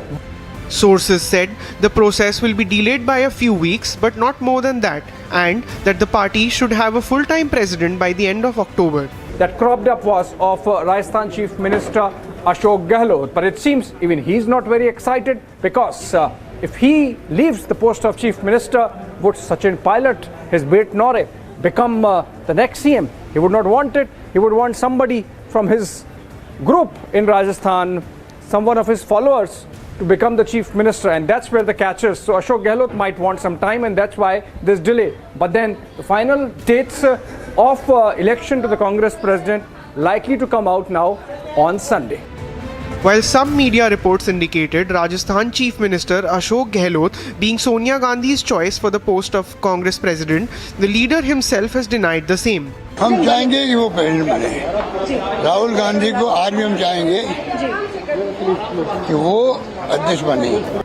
Congress leader Anand Sharma had on the 24th of August expressed tacit disapproval of Rahul Gandhi's resignation from the AICC post after the 2019 election debacle. The party on the 24th had also suffered a major blow as its former spokesperson, Advocate Jaiveer Shergill, had quit, calling out the leadership of the party, accusing them of pursuing selfish interests. I am merely a pawn, a small town person who joined politics, does not come from a political family, who has been seeking time from Mr. Rahul Gandhi, Shrimati Priyanka Gandhi and Mrs. Sonia Gandhi for more than 1 year plus. But the youth, the voice of the youth, who do not speak in their self-interest but speak for the betterment of the party. The Congress this year has also been hit by a mass of resignations, including veteran leaders. Amidst all the chaos, it will be interesting to see who ultimately emerges to be at the helm of the Vadra Congress. Bureau Report, Republic TV. Now, a special cell of the Delhi Legislative Assembly is scheduled to take place today as attention shifts towards the excise policy. In fact, AAP leader Kailash Gehlot is expected to pass a resolution in the Assembly that focuses on the education and health developments of the Delhi government. The Delhi government has called for a special session to be convened today amid the political slugfest over liquor excise policy. This session is set to begin in a couple of hours at 11 a.m. and the Delhi government is expected to pass a resolution moved by Kailash Gehlot. The resolution heavily dwells on the achievements by the education and health sectors of the AAP government. Interestingly, both the Education Minister Manish Sisodia and Health Minister Satyendra Jain in the AAP cabinet are embroiled in corruption scams. This special session is convened when Satyendra Jain has been arrested and Manish Sisodia has been named as accused number 1 in the CBI FIR in the irregularities over excise policy. The Liquorgate saga is all set to reach the Delhi Assembly today, with one-day session taking place where it is expected that the Kejriwal government would put across its view through the Assembly to its constituents across Delhi and indeed to the rest of the nation interested in the story on what they did, how they did, why they did on the flip-flop on liquor policy. A political slugfest has broken out between AAP and BJP over the Liquorgate allegations. The AAP yesterday went on to accuse the BJP of poaching its MLAs. घोटाला operation lotus है। एक MLA को 20-20 करोड़ रुपए offer किए जा रहे हैं। 40 MLA चाहिए इनको। 800 करोड़ रुपए इन्होंने कहीं रख रखे हैं तैयार। We are consistently asking them to be precise on excise, but they are doing all sort of theatric exercise in order to divert the attention and taking so many words like lotus, bogus, etc. Their main objective is to divert the focus. The Congress, which has been demanding Sisodia's resignation, has demanded for discussions to be held on the excise policy in the special assembly session. It remains to be seen if the AAP government will allow a discussion on the excise policy in the special assembly. Bureau Report, Republic TV. Now, the National Investigation Agency shared details of simultaneous raids that were conducted at 20 locations related to the seizure of 2,988 kg of heroin at the Mundra port in 2021. On September 13, 2021, the Directorate of Revenue Intelligence had seized nearly 3,000 kg of heroin that reportedly originated from Afghanistan and was being taken to Mundra port. Initially handled by the DRI, the case was then transferred to NIA on October 6, 2021. And now, the NIA has shared the details of its investigation in the case, wherein a terror angle is not being ruled out. In a major breakthrough in the Mundra drug haul case, National Investigation Agency has arrested 2 people. One person goes by the name of Kabir Talwar and also owns various nightclubs in the national capital, is said to have been responsible for importing the drug consignment from Afghanistan to India. In fact, we are given to understand that National Investigation Agency had carried out searches at 20 locations. NIA says that it is Kabir Talwar along with another person who goes by the name of Prince Sharma was responsible for bringing in the consignment of about 3,000 kilograms of heroin all the way from Afghanistan. In fact, they believe that they are part of a larger network. The NIA on August 25 shared details of simultaneous raids at 20 locations related to the massive heroin seizure at Mundra port. 2 persons in connection with the case were arrested. The agency added that the heroin was being concealed in import consignments of materials such as semi-processed talc, bituminous coal, etc. Previously, the NIA had filed a charge sheet against 16 accused on March 14 in the mega drug bust case. This perhaps was not the first time that Kabir as well as Prince Sharma brought in a consignment of heroin from Afghanistan. The only reason being is that they are part of a larger cartel which is in operation for several years put together. National Investigation Agency sources indicating that this is just the tip of the iceberg. They are also looking at the entire modus operandi, which includes the companies that were basically floated by Kabir Talwar and others for the diversion of funds, and the funds that were basically generated by selling these heroines. In fact, we are given to understand some parts of the heroin consignment was distributed in states like Punjab, Haryana as well as Uttar Pradesh.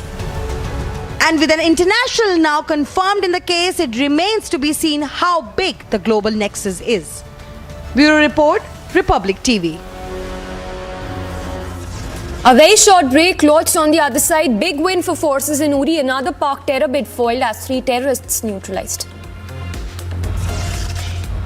And Bengal cash scam gets bigger by the day. Now CBI issues a lookout notice against TMC leader Manik Bhattacharya.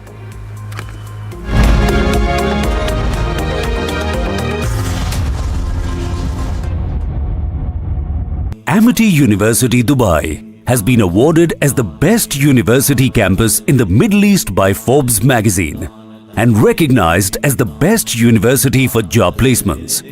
Jumpstart your global career in Dubai with Amity, with faculty and students from over 50 nationalities. Visit amity.edu/Dubai.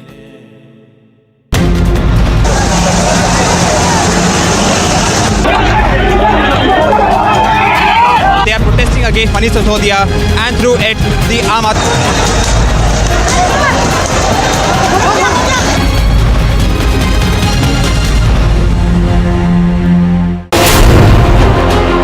News clearly coming in today when the Supreme Court gives a setback to this particular theory and says that the report by Justice Ravindran's committee shows there was no conclusive proof to say that Pegasus had been used.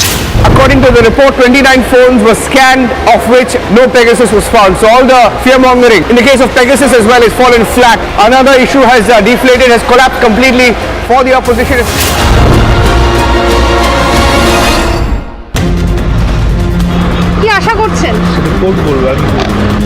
The CBI's raids are being conducted at Sunil Singh's residence. The Yuva Morcha of the BJP is holding a protest outside the assembly in Thiruvananthapuram.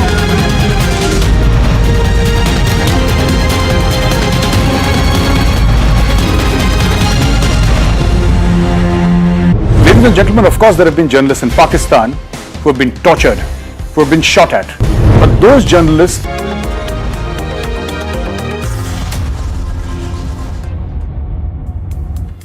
Welcome back. Now, amid protests, lathi charge arrests and even flag march, the volatile situation in Hyderabad city seems to be taking political turns after issuing another threat. Now suspended BJP MLA Raja Singh was re-arrested in another old case and while he has been sent to preventive detention, the sloganeer who chanted Sartan Se Juda slogans was granted bail soon after his arrest.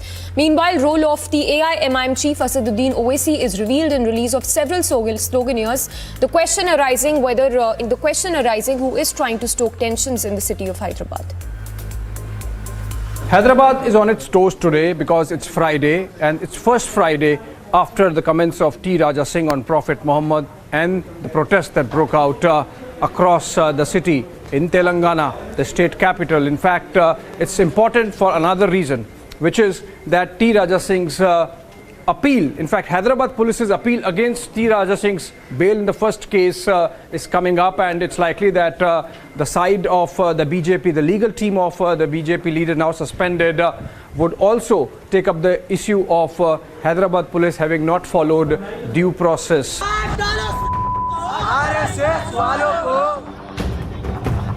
Speeches, slogans, protests. The streets of Hyderabad witnessed several volatile scenes in the past 3 days. In view of the controversial statement issued by now suspended BJP MLA T. Raja Singh, almost 90 people were arrested for violent protests and eventually released after AIMIM President Asaduddin Owaisi's intervention. घर का दरवाजा तोड़ के हम हमको मार लेके गनशन मतीन भी है ना उसमें। जी हाँ, मतीन भी है, इरफान रियाज भी है ना। जी हाँ, एहतेशाम जी।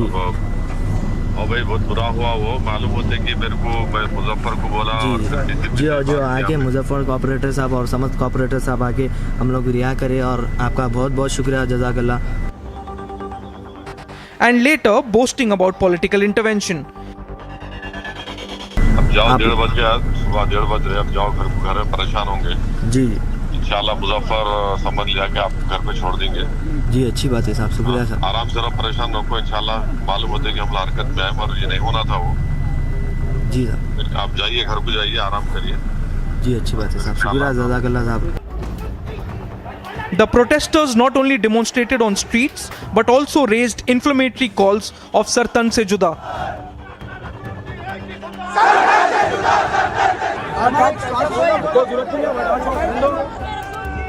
This sloganeer, Abdahu Kashaf, who chanted Sartan se juda and incited crowds,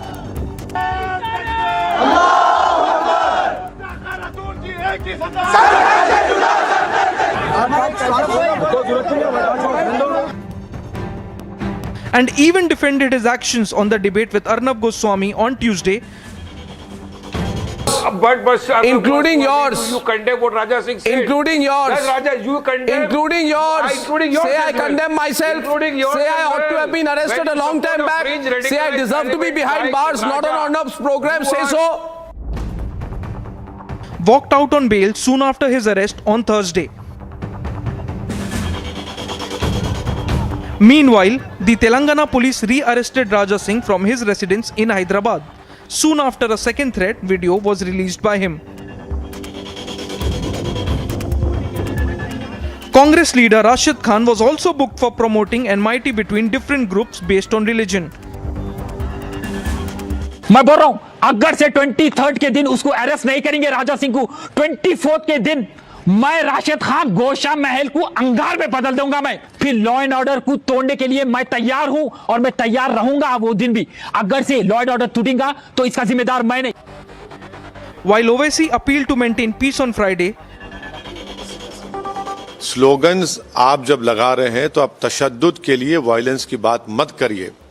इस बात को हम तमाम को समझने की जरूरत है कि भाजपा और संघ परिवार हैदराबाद में जो 8 साल से पुरअमन माहौल है, तेलंगाना जो तरक्की कर रहा है उसको, उस तरक्की को और उस अमन को बिगाड़ने की कोशिश कर रहे हैं।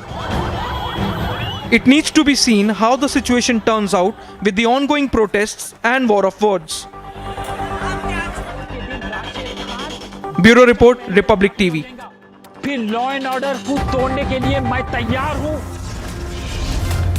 Very short break. On the other side, as Bengal cash scam gets bigger, CBI now issues lookout notice against TMC leader Manik Bhattacharya. And uproar over Texas racism row as video of woman assaulting 4 Indian Americans goes viral.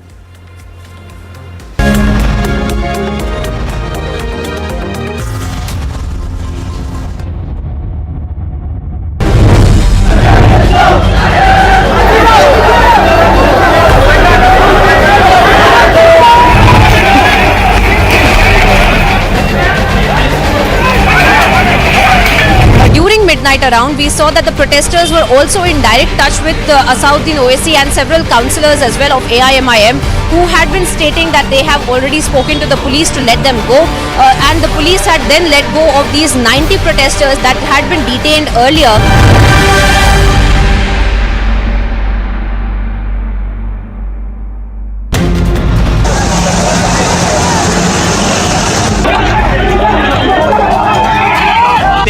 Against Manish Sisodia and through it the Ahmad.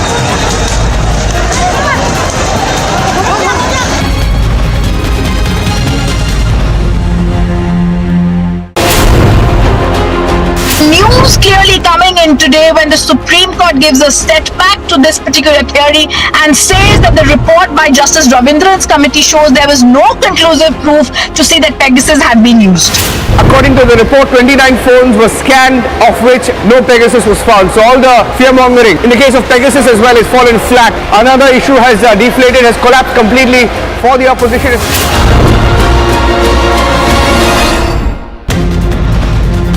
কি আশা করছেন? The CBI's raids are being conducted at Sunil Singh's residence. The Yuva Morcha of the BJP is holding a protest outside the assembly in Thiruvananthapuram.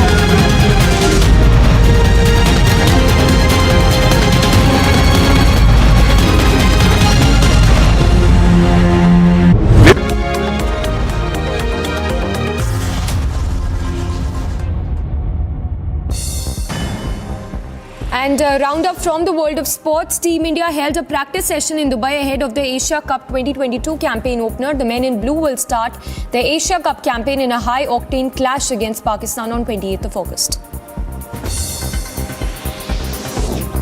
Ace Indian shuttler Prannoy HC advanced into the quarterfinals of the ongoing BWF World Championship after defeating Lakshya Sen in the last 16th match of men's singles playing on court 3. Prannoy won the match in a complex fight. F1 had a brief summer track with 13 races completed, and Ferrari's Charles Leclerc admitted that he was relieved to have the time off as he continues to chase Max Verstappen in the individual driver standings. Slipping into a very short break after felicitating mobsters' release, OAC now appeals for peace. Big win for forces in Uri, another Pak terror bid foiled.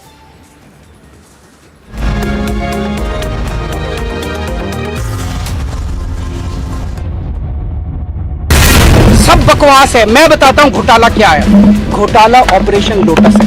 800 crore रुपए इन्होंने कहीं रख रखे हैं तैयार दिल्ली की सरकार गिराने के लिए।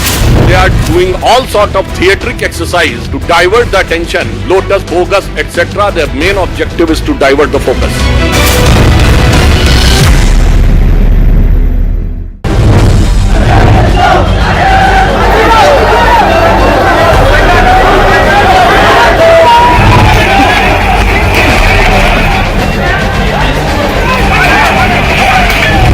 Midnight around, we saw that the protesters were also in direct touch with Asauddin Owaisi and several councillors as well of AIMIM who had been stating that they have already spoken to the police to let them go, and the police had then let go of these 90 protesters that had been detained earlier.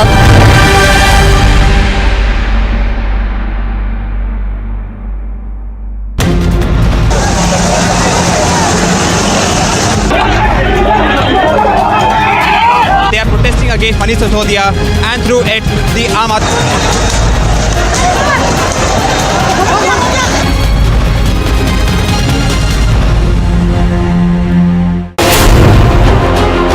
News clearly coming in today when the Supreme Court gives a step back to this particular theory and says that the report by Justice Ravindran's committee shows there was no conclusive proof to say that Pegasus had been used. According to the report, 29 phones were scanned, of which no Pegasus was found. So all the fear-mongering in the case of Pegasus as well is fallen flat. Another issue has deflated, has collapsed completely for the opposition.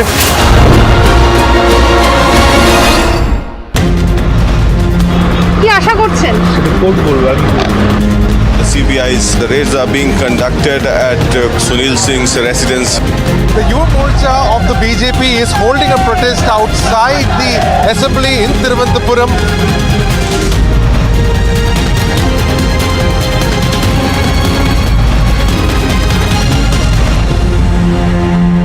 Ladies and gentlemen, of course there have been journalists in Pakistan who have been tortured, who have been shot at.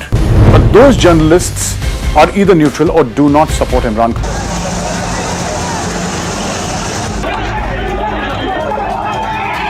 They are protesting against Manish Sisodia, and through it the Ahmad.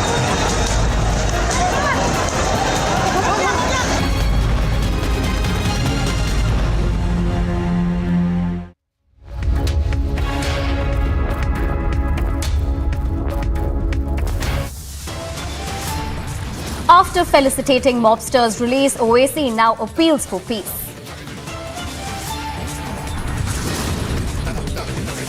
Sonali Fogart's family alleges foul play. Post-mortem report reveals sensational details. Last rites to be performed today. Big win for forces in Uri. Another Pakistan terror bid foiled. 3 terrorists neutralized. Bengal cash scam gets bigger by the day. CBI now issues lookout notice against TMC leader Manik Bhattacharya.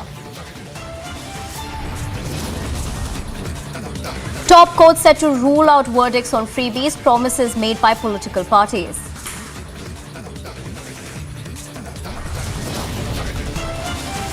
ED news titles around accused Sisodia Kejriwal government swings into huddle mode, calls for special assembly session.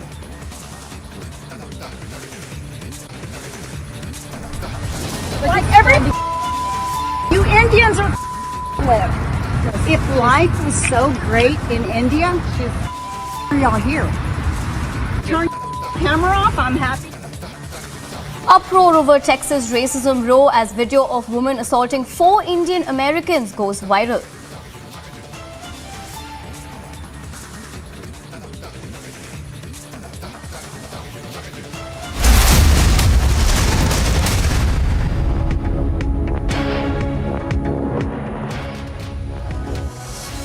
Hello and welcome. Thanks for tuning in. I'm Nivedna Prabhu. Big news coming in. Supreme Court appointed committee finds no proof of Pegasus, but fear mongering continues. Tweets, and I quote, Supreme Court appointed committee observed that the government refused to cooperate in the probe. Now, 5 of the 29 phones were infected with some malware. Offered non-cooperation is evidence of guilt. Time for government to come clean. Kapil Sibal has reacted and tweeted about this matter. He's gone on to say it, and I quote in that particular tweet, that Supreme Court appointed committee observed that the government refused to cooperate in the probe. 5 of the 29 phones were infected with some malware. Offer non-cooperation is evidence of guilt. Time for government to come clean is what he has stated in that particular tweet. Now, the SC-appointed panel said that 5 of the 29 mobile phones examined were possibly infected with some malware, but did not specify if they were Pegasus. Now, the panel, headed by retired Supreme Court Judge R.V. Ravindran, submitted its report to the Apex Court last month. It was formed after allegations that the spyware were used to target nearly 300 Indians, including politicians, government servants, journalists, and people from other walks of life. And Kapil Sibal has reacted now to this by stating in that particular tweet, which I quote again, that Supreme Court appointed committee observed that the government refused to cooperate in the probe. 5 of the 29 phones were infected with some malware. Offer non-cooperation is evidence of guilt. Time for government to come clean is what he is stating in that particular tweet. Okay, the Supreme Kapil Sibal has reacted to the Pegasus malware episode. Now, in terms of the Pegasus spyware, 29 mobile phones examined by a panel had said in its report submitted to the Supreme Court. Now, Kapil Sibal has tweeted regarding the same. For more on this, we're joined by Shehzad Poonawalla. Shehzad, Kapil Sibal has tweeted right now, and he has stated that it's time for the government to come clean as well. What are your first reaction about this claim that Sibal has made? You know, some people, unfortunately, are infected with the malware of lies. And those who are infected with this malware of lies, when the court comes out and rules on Central Vista, they lie about it. When it comes out and rules on Rafale, they lie about it. Now, when it's come out and ruled on Pegasus, they lie about it. Instead of apologizing that why was the entire session of Parliament allowed to go waste, why was Parliament hijacked over a non-issue, why in the name of Snoopgate you reduced yourself to Stoopgate and you tried to undermine India's democracy. You wasted 225 crores of public taxpayer money by hijacking Parliament on the issue of Pegasus and a fake issue which has been completely disproven. Now Mr. Kapil Sibal is continuing this tirade, and this is what they do. They continue to lie even despite the Supreme Court orders and Supreme Court judgments. You remember that how Rahul Gandhi lied about Rafale judgment and then he had to apologize. So this is their standard tactic. This is the malware of India Virod and malware of lies that unfortunately the likes of Kapil Sibal are infected with, or their phones are infected. All right, that was Shehzad Poonawalla, BJP spokesperson, joining us and reacting to what Kapil Sibal has tweeted. But for more information on the story, we're joined by Anuj. Anuj, what are the latest details that we're getting about this and political reactions as well, if any? Well, at this point in time, this is Kapil Sibal who is again coming out and targeting the government of India, as we are going through the tweet of the Kapil Sibal which has been made in by him, and he stated, let me quote, that Supreme Court appointed committees observed that the government refused to cooperate in the probe. 5 of the 29 phones were infected with some malware. Often non-cooperation of the evidence of guilt, time for government to come clean. That's something, the line which has been taken. Earlier also we have seen Kapil Sibal, and who earlier was a part of the Congress party, and the Congress party was making this issue, was coming out with this issue, and we have seen uproar in both the houses, as Shehzad Poonewala was just pointing it out, and how both the houses was not able to work. But Supreme Court is monitoring the things at this point in time, as we have seen S.V. Ramana making it clear that what exactly has happened and what is going to be the next. And there it is part of the committee now. They are looking into the things, the expertise, the committee, the expertise who are there in the committee, they are getting deep into the things. But yes, the BJP's point of view is very much clear, as Shehzad Poonewala was making it clear that Congress party or the leaders like Kapil Sibal, who was earlier the part of the Congress party also, is being shouting about the same, is being making allegation about the same. But we are waiting for the update from the committee also, that what is exactly going to happen, and that's something what Kapil Sibal is coming out with. Yes. All right, thank you, Anush, for joining us with all those details. Well, Kapil Sibal has reacted on the Pegasus malware spyware, but on the other hand, BJP spokesperson Shehzad Poonewala has stated that it is just tactics. But moving on to other news, CM Hemant Soren called a meeting of the alliance at 7 a.m. Meeting will be held in the Chief Minister residence. Strategy will be discussed regarding the decision of the Election Commission. Now, this is the breaking news that we are having coming in at this moment. The fact that preparations are also going on, the name of the new leader and to challenge in the Supreme Court. Now, this comes after the fact that there has been a lot that's been happening in terms of the Jharkhand mining case as well. So this is the latest that we have on the story, that CM Hemant Soren called a meeting of the alliance at 11 a.m. Now, the meeting will be held at the Chief Minister's residence. The strategy will be discussed regarding the decision of the Election Commission. Preparations are also going on to name of the new leader and to challenge in the Supreme Court.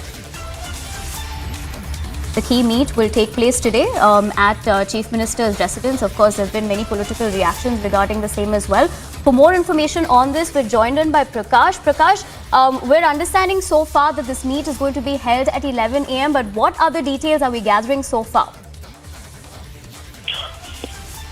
In the event of the fallout of the decision to be taken by Governor Ramesh Vyas in Jharkhand regarding the termination of the membership of Hemant Soren from the Barhet Assembly constituency pertaining to the Office of Profit case, the Jharkhand CM has convened a meeting of the UPA MLAs comprising of Congress, JMM and other supporting party MLAs like NCP and few independents, which comprise of around 50. So the numbers is not a problem, but they would be discussing the strategy in the event of the fallout of the governor's decision if Hemant is terminated. And the likely decision that is to be taken is to bring around a consensus around one, that they should file a petition in the apex court challenging the governor's decision if at all he is terminated. Second, the likely successor of Hemant Soren. And the names doing the round are three names. One is Kalpana Soren, wife of Hemant Soren. Second is Shibu Soren, father of Hemant Soren, who has been the Chief Minister of Jharkhand for quite a number of times. And third is Rupi Soren, mother of Hemant Soren. So all these three names are doing the round because in regional party, the legacy is handed over in the family itself, and as a part of that strategy, we'll have to look at it as to whether the JMM MLAs and the Congress MLAs agrees to it or not. Second, that the JMM and the Congress is able to keep its flock together because the BJP is also keeping a hawk's eye on the development in Jharkhand because they also have 26 plus 2, 28 MLAs supporting them, and for a majority in the Jharkhand Assembly, they require 13 more, that is 41 MLAs in the 82-member Assembly constituency. So that becomes interesting because it may become a power tussle in Jharkhand in the event of Hemant Soren being terminated from Barhet Assembly constituency. So we are keeping a close eye on the developments in Jharkhand. Back to you. All right, thank you, Prakash, for giving us all those details. Now, like we just mentioned, that Chief Minister Hemant Soren of Jharkhand will be holding a key meet at his residence at 11 a.m. There will also, preparations will be going on to name the new leader and to challenge in the Supreme Court. This is the latest development we have in terms of this particular story. But moving on to other national news that we're tracking at this hour, Jammu and Kashmir High Court reopened the case of Nadimak massacre of 24 Kashmiri Pandits. 7 persons were accused in this case. During the pendency of the trial of the case, the prosecution moved an application before the trial court seeking permission to examine material prosecution witnesses on commission. Justice Sanjay Dar accepted the request seeking recall of order. Next case of hearing is on 15th of September. In a recent development in Jharkhand's political crisis, Congress Legislative Party leader Alamgir Alam said that all Congress's MLA have been instructed to stay in Ranchi and are to remain on alert mode. Speaking to the media a day earlier, Congress Legislative Party member Alam said that the alliance is intact and they had more numbers than the BJP. West Bengal Chief Minister Mamta Banerjee said that there shouldn't be media trials as they mislead. The TMC Supremo was addressing the event organized to hand over a block of the state's new Secretariat building to the Justice Department. She also urged Chief Justice Prakash Srivastava to solve the court cases which are pending for 3 to 4 years and also emphasized having more women judges. Whatever the cases are pending since 3 years, 4 years, that should be cleared. I know it is not in your hand, you are trying your best. And also, sir, no media trial, please.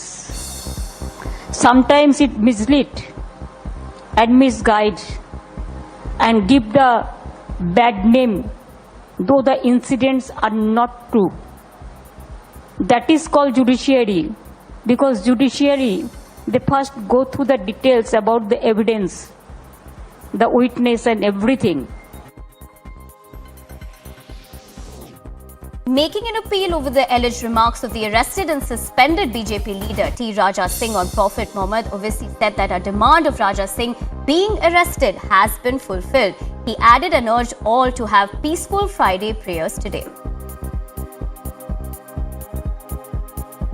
और हम तमाम की पूरी कोशिश ये होनी चाहिए कि जिस पुरअमन तरीके से हमने एहतजाज किया और हमारे एहतजाज की बिना पर खाती को जेल भी जाना पड़ा, इसी तरीके से हमको ये कोशिश करना है कि हमारा कल का जुमा पुरअमन तरीके से गुजर जाए। मैं ख़ास तौर से बुज़ुर्गों से और हमारी माँ और बहनों से भी अपील करना चाहूँगा कि वो अपने औलादों की, अपने नौजवान बच्चों की भी सरपरस्ती करें। और आपसे ये भी गुजारिश करूँगा कि नमाज जुमा के बाद हम कोई ऐसा नारा ना लगाए, ना कोई ऐसा नाखुशगवार वाक़या पेश आए जिससे हमारे दीगर अपने वतन को तकलीफ हो।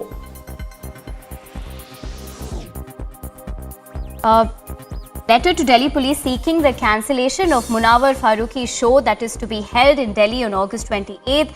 In failing so, the BHP warned that the workers of VHP and Bajrang Dal will hold a protest against the show. A video of a young man beaten with sticks is going viral on social media, in which some people tied the hands and feet of a young man with a rope, first beat him with a stick in the house, then brought him outside on the road and kicked him. It is said that this incident has been carried out by some particular people of a particular community by accusing a Dalit youth of Rajora village of Kevati police station area of Darbhanga district of theft.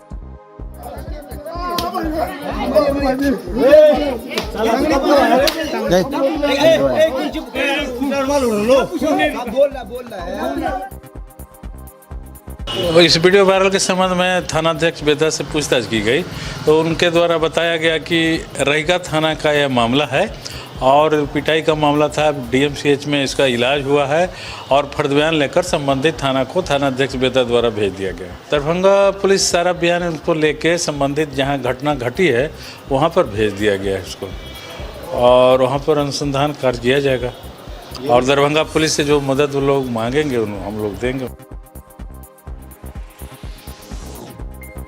A group of lawyers from West Bengal wrote to the Chief Justice of India, N.V. Ramana, raising concerns over the alleged threat to a CBI judge presiding over Trinamool Congress leader Anubrata Mondal's case as they sought the transfer of the case outside West Bengal. The lawyer said that Special CBI Court Asansol Judge Rajesh Chakrabarti had been threatened by one Bappa Chatterjee by writing a letter addressed to him with a direct threat regarding the bail of Anubrata Mondal.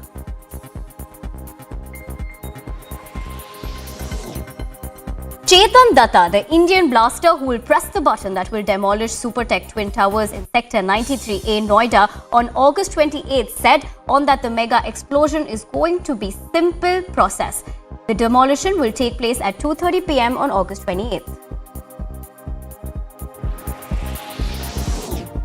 The Arvind Kejriwal-led government will take a resolution in the special session of the Delhi Assembly today. This assumes significance as the face-off between AAP and BJP over Delhi Deputy CM Manish Sisodia's alleged involvement in the liquor scam has persisted since last week.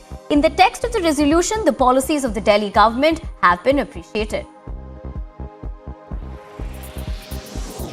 In a big development, BJP and Jammu and Kashmir core group will meet today afternoon at 12 p.m. The meet shall be chaired by the party's president JP Nadda. Notably, the meeting in Delhi will be attended by J&K Lieutenant Governor Manoj Sinha along with top civil and police officers of the Union Territory.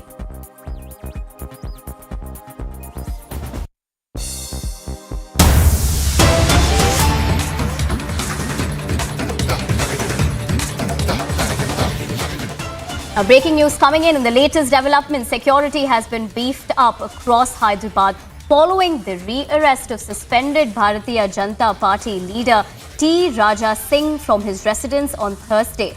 Remember, Congress leader was booked for making provocative statements yesterday.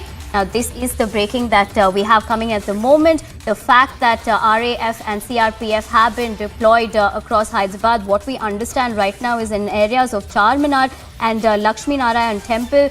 This we have seen the development latest being in this particular case is that T. Raja Singh was re-arrested yesterday, but in connection with another case.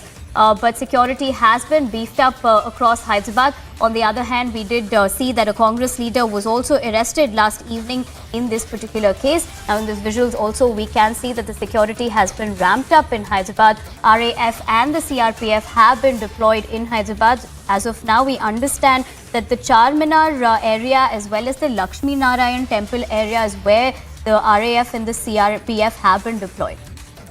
As the situation continues to remain tense in Hyderabad.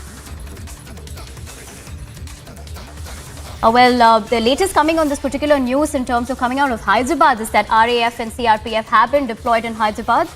For more information on this, we're joined in by Aneri. Aneri, you have been tracking this story so far. Of course, we did see that development yesterday that T. Raja Singh was re-arrested. But we understand so far right now that security has still been beefed up. Could you please take us through what is going to be happening today in terms of that?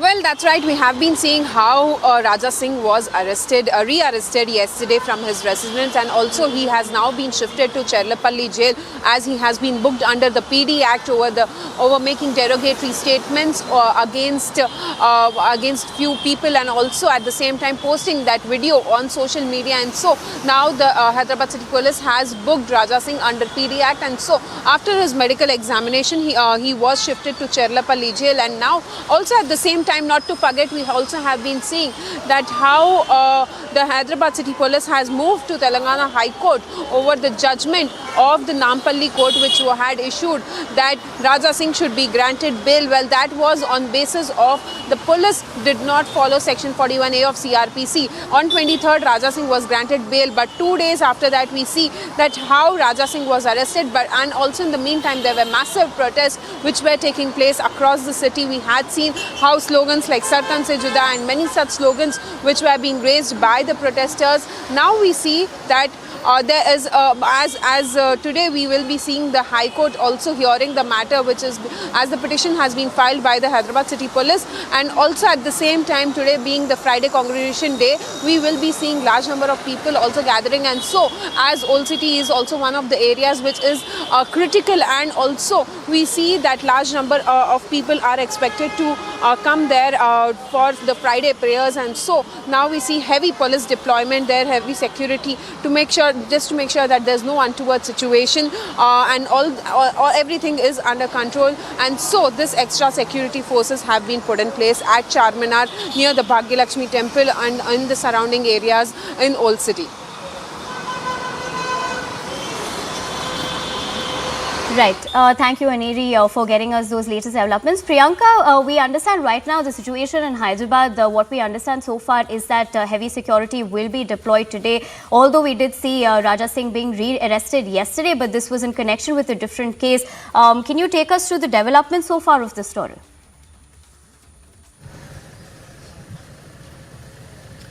Well, yes, definitely. You know, we have been on the ground covering this developing and massive story, at least here in Hyderabad, where Raja Singh, yesterday we had seen, in fact, fast-paced developments that had taken place where Raja Singh had made that video, subsequently had been taken into custody by the police officials. The PD Act had been invoked, because of which then he was not produced at the court and had been directly taken to the central jail where he is lodged right now.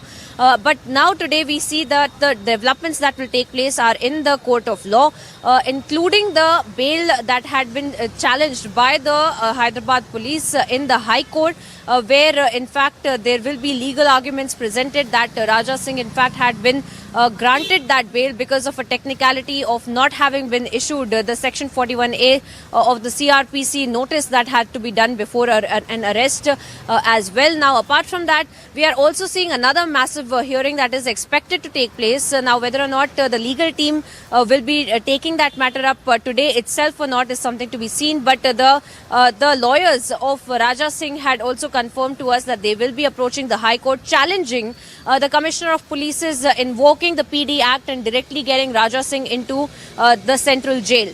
Now, these are the two massive hearings that are expected to take place that in the High Court today, and that will also tell us which direction that this entire investigation will also proceed as well, because now we had seen since the last 3 days that the pressure had been mounting on the authorities with respect to the various letters that were being written by the AIMIM leaders, the Congress leaders that had been making statements after statements.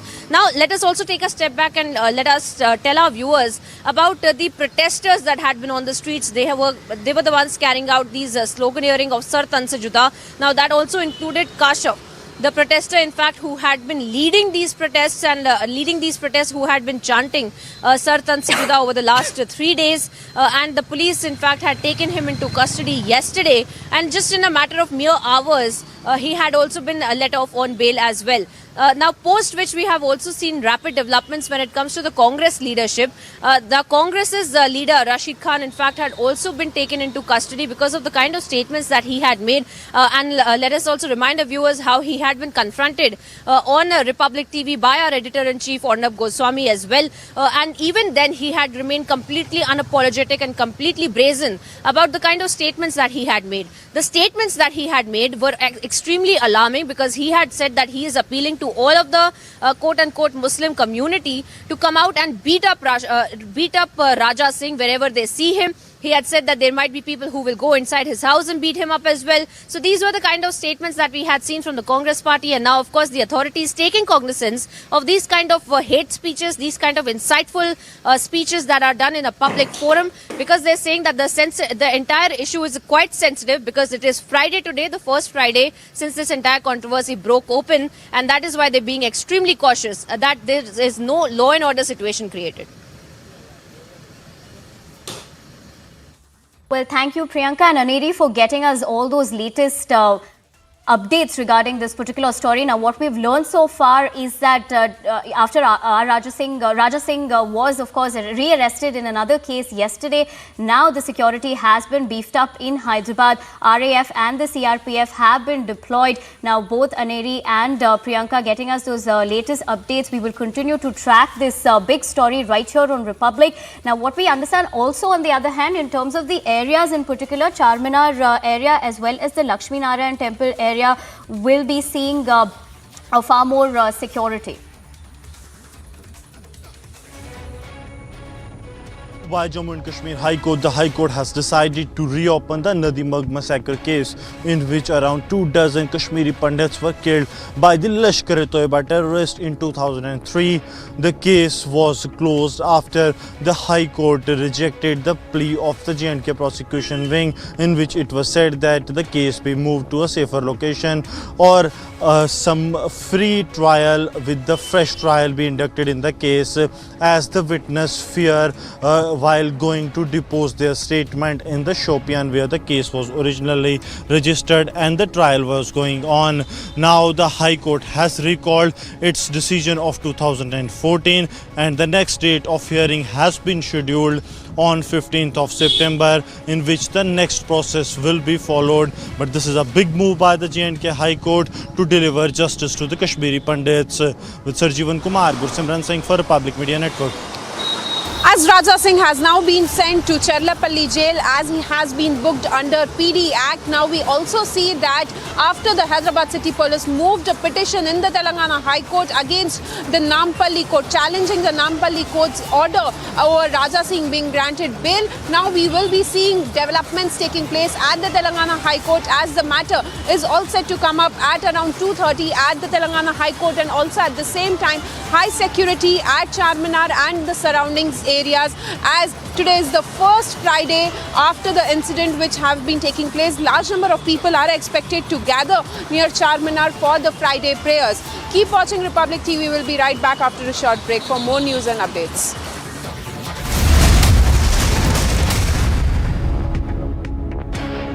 Amity University Dubai has been awarded as the best university campus in the Middle East by Forbes magazine and recognized as the best university for job placements.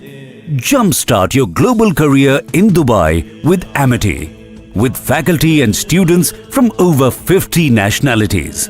Visit amity.edu/Dubai. Good evening and welcome, viewers. Pegasus was a massive hoax. Hashtag Pegasus hoax. None of the 29 phones technically examined by the Supreme Court constituted committee, not one for suspected Pegasus infiltration, had the software installed or even present. Not one of the 29 phones could conclusively be said to have been infiltrated by the government using the Pegasus spyware. And what this means is that this whole lobbies theory, the fraudulent theory that the government of India is snooping on its political rivals, dangerously using Pegasus, was bogus. B-O-G-U-S, bogus. None of those who were so gleeful about Pegasus being found, saying this proves that the government has a magnifying glass inside everyone's phones. Not even the Lutyens channels who are being bought and sold overnight these days are talking about it. Isn't that amazing?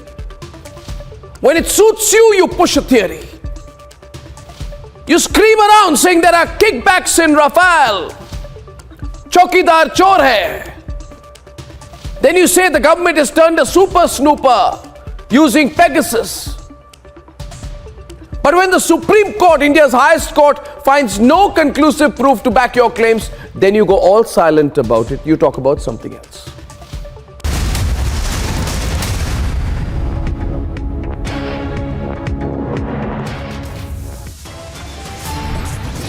Here's the headlines at 9:30. After felicitating mobsters, release OVC now appeals for peace, security beefed up across Hyderabad.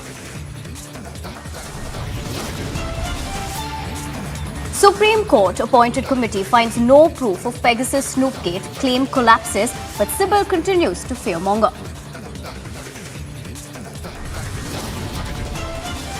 Sonali Fogart's family alleges foul play. Post-mortem report reveals sensational details. Last rites to be performed today.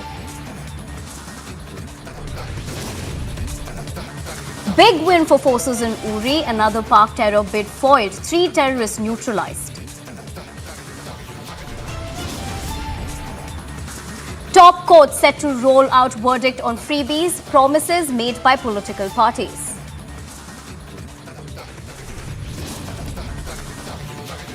Uproar over Texas racism row as video of woman assaulting 4 Indian Americans goes viral.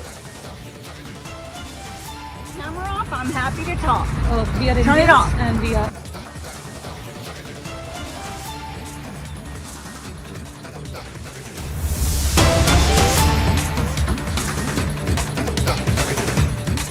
But big news coming in. Motilal Singh, OSD of Chief Minister's camp office, has died in a road accident. Now, what we're learning so far is that the accident happened late night while going from Gorakhpur to Lucknow.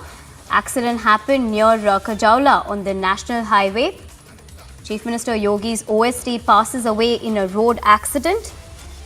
The detail so far is that the accident happened late night while going from Gorakhpur to Lucknow is what we're understanding.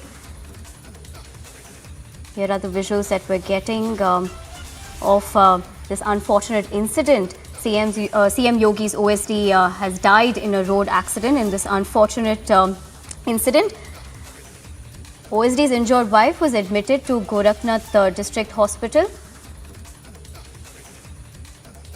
For more information on this, we're joined in by Vivek Rai. Vivek, we understand about this unfortunate incident that has happened. What more information can you give us?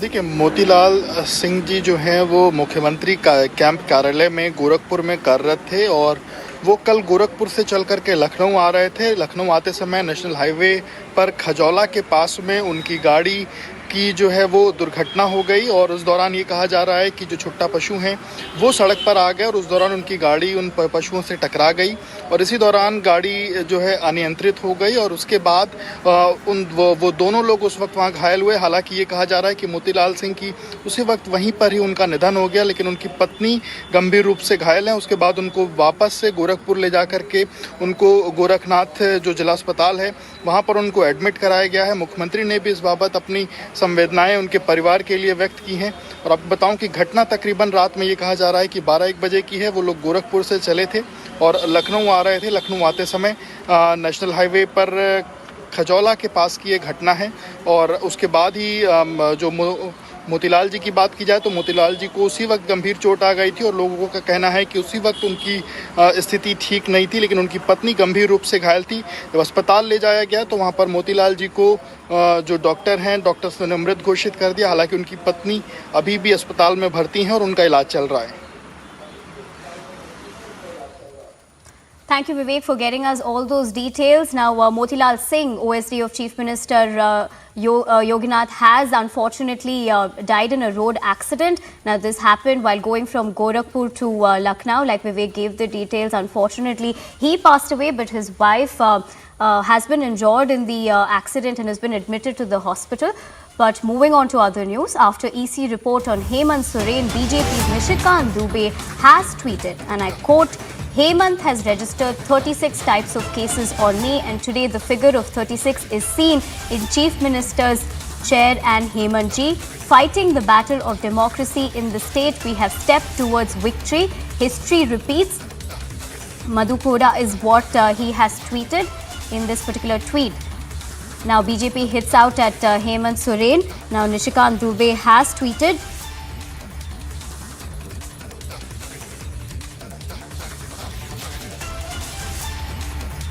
stating, and I quote, Hemant has registered 36 types of cases on me, and today the figure of 36 is seen in Chief Minister's chair and Hemant ji. Fighting the battle of democracy in the state, we have stepped towards victory.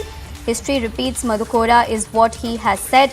Now, this statement comes after the EC report on Hemant Soren, and BJP's Nishikant Dubey had reacted earlier as well, but now he has gone on to express his opinion in a tweet where he has stated that, and I quote, Hemant has registered 36 types of cases on me, and today the figure of 36 is seen in Chief Minister's chair and Hemant ji. Now, this statement comes right after the fact that the EC report on Hemant Soren. BJP's Nishikant Dubey has tweeted. Now, we have definitely seen several political reactions on Hemant Soren, especially in the mining case that has been having different developments so far. Now, the latest being is that BJP's Nishikant Dubey has tweeted or rather expressed his viewpoint on this.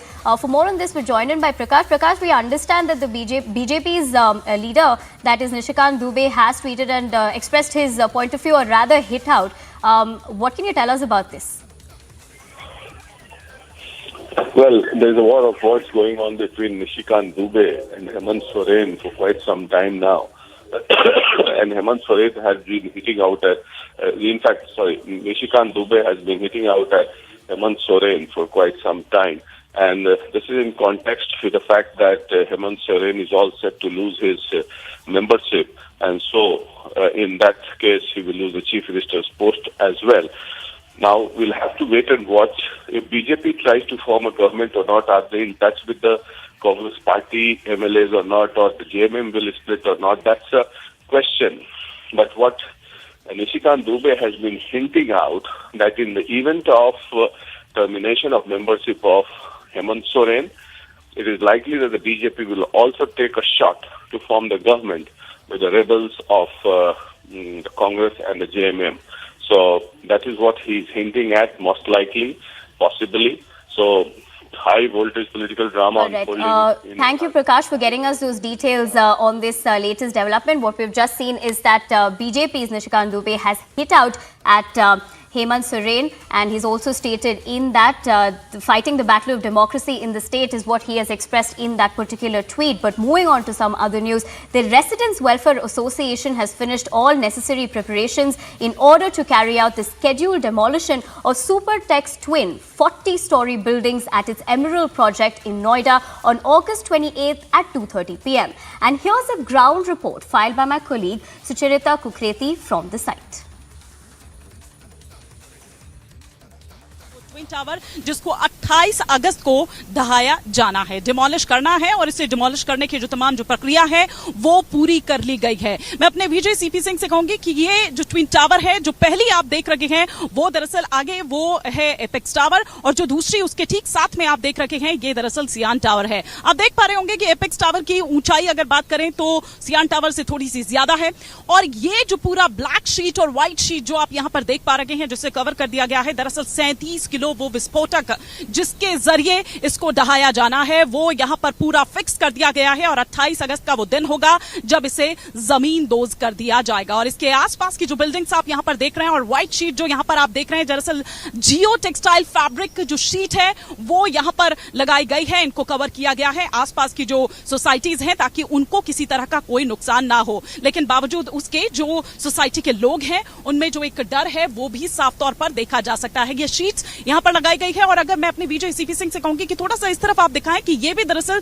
Supertech का ही है, ये emerald coat है, और emerald coat के बीच में दरअसल ये जो ये पूरा व्हाइट शीट से जो कवर किया हुआ है, जिसको मैं बार बार कह रही हूं कि जियो टेक्सटाइल फैब्रिक शीट ये है, इसको कवर कर दिया गया है। दरअसल ये और एपेक्स टावर के बीच में ये एक ड्राइववे था जिसे बंद कर दिया गया है एहतियातन, ताकि वो जो वाइब्रेशन है, जब इसको जमींदोज किया जाएगा, डिमोलिश किया जाएगा, तो उस वाइब्रेशन का असर जो है वो यहां जो ये सोसाइटी है उस तक ना पहुंचे। हालांकि ये जो आसपास की सोसाइटीज हैं, इनको 28 अगस्त को ये कह दिया गया है कि सुबह 7 बजे तक आप लोग अपने अपने घरों को खाली कर दें। Well, that was Sucharita getting us that ground report regarding the demolition that will take place on August 28th. This is in connection with the Super Technoa building that will be taking place. Now, moving on to other news. West Bengal Chief Minister, here are the other stories that we're tracking at this hour. West Bengal Chief Minister Mamta Banerjee, at an event of handing a block of the state's new secretariat building to the Justice Department, requested the judiciary in the state to expedite the pending cases and have present issues in the state be resolved by the way of the law rather than a media trial. Whatever the cases are pending since 3 years, 4 years, that should be cleared. I know it is not in your hand, you are trying your best. And also, sir, no media trial, please. Sometimes it mislead and misguide and give the bad name, though the incidents are not true. That is called judiciary, because judiciary, they first go through the details about the evidence, the witness and everything. A man was tied up and beaten with sticks, followed with other forms of assault in Darbhanga in Bihar, with the video of the incident going viral on social media. The incident is reported to have been a case of discrimination against an individual of a particular community.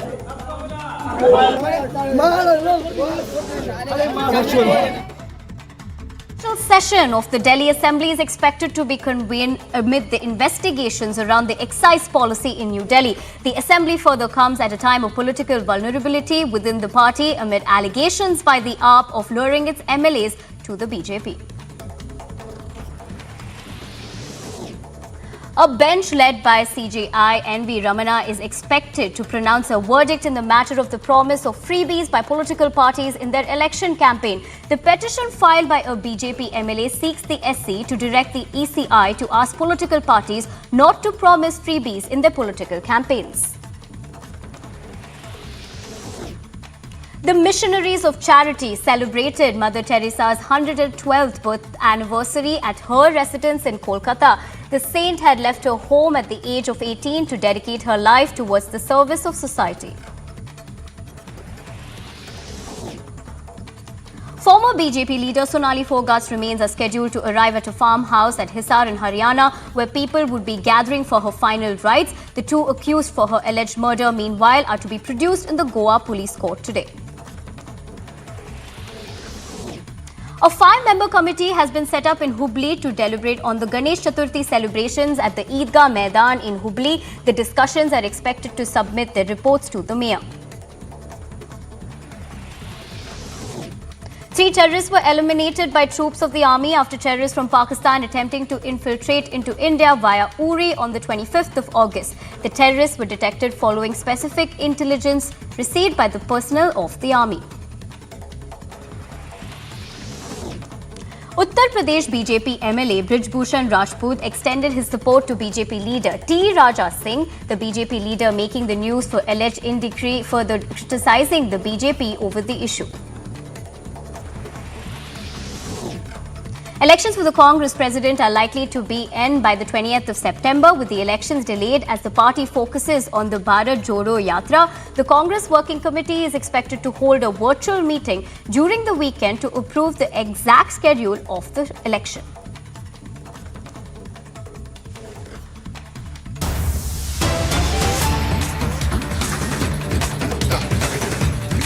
Well, we have big news coming in. 2 brothers arrested for raping minor cousin, her grandmother in Jabalpur. A case has been registered under the POSCO Act and other sections. They also assaulted her. Her father informed the police after the girl was buried. One has been held. Search is on for the second accused. An unfortunate, horrific incident coming out of Jabalpur. 2 brothers were arrested for raping minor cousin, her grandmother in Jabalpur. What we've learned so far is that a case has been registered under the POSCO Act and other sections as well. They also assaulted her.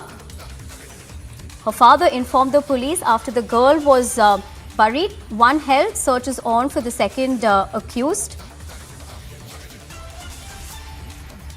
थाना रांची के अंतर्गत ये घटना घटित हुई, जिसमें police के द्वारा आरोपियों के विरुद्ध मृतका के पिताजी के बताए अनुसार अपराध पंजीबद्ध किया गया है। धारा 302 और 376D और पॉक्सो एक्ट के अंतर्गत। इसमें मामला ये है कि नाबालिग बच्ची के साथ में आरोपियों ने रक्षाबंधन के बाद में मारपीट भी किया था और मृतका के पिताजी के द्वारा बताया गया कि मारपीट करने के बाद इन्होंने उसके साथ में दुष्कर्म भी किया था। इनकी सूचना पर हमने थाने पे अपराध पंजीबद्ध किया है और इन्वेस्टिगेशन जारी है। उसमें जो भी एविडेंस आएंगे उसके अनुसार अपन कार्रवाई करेंगे।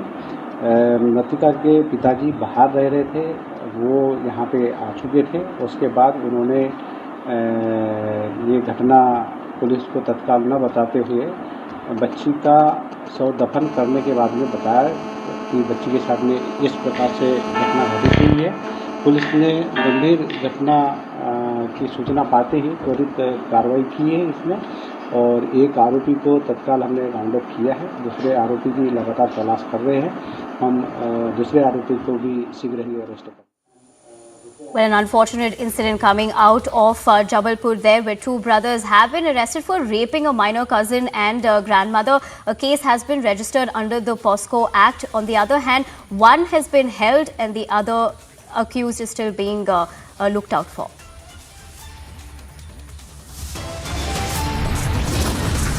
On the other side of the break, Supreme Court appointed committee finds no proof of Pegasus Snoopgate, claim collapses, but Sybil continues to fearmonger.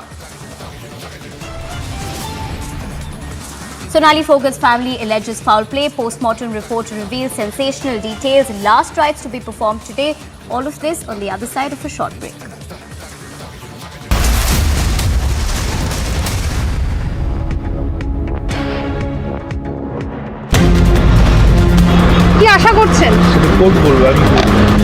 The CBI's raids are being conducted at Sunil Singh's residence. The Yuva Morcha of the BJP is holding a protest outside the assembly in Thiruvananthapuram.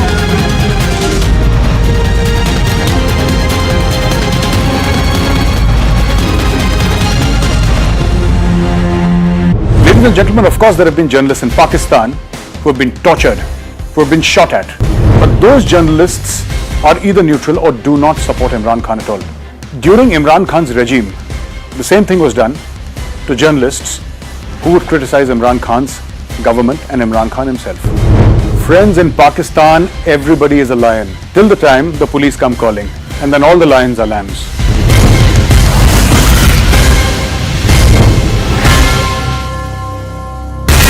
सब बकवास है। मैं बताता हूँ घोटाला क्या है। घोटाला ऑपरेशन लोटस है।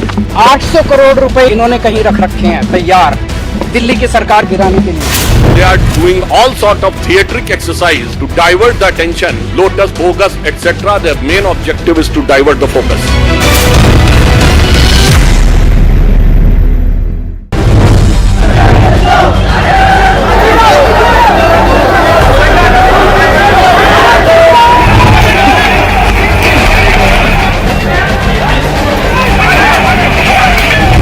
Midnight around, we saw that the protesters were also in direct touch with Asauddin Owaisi and several councillors as well of AIMIM who had been stating that they have already spoken to the police to let them go and the police had then let go of these 90 protesters that had been detained earlier.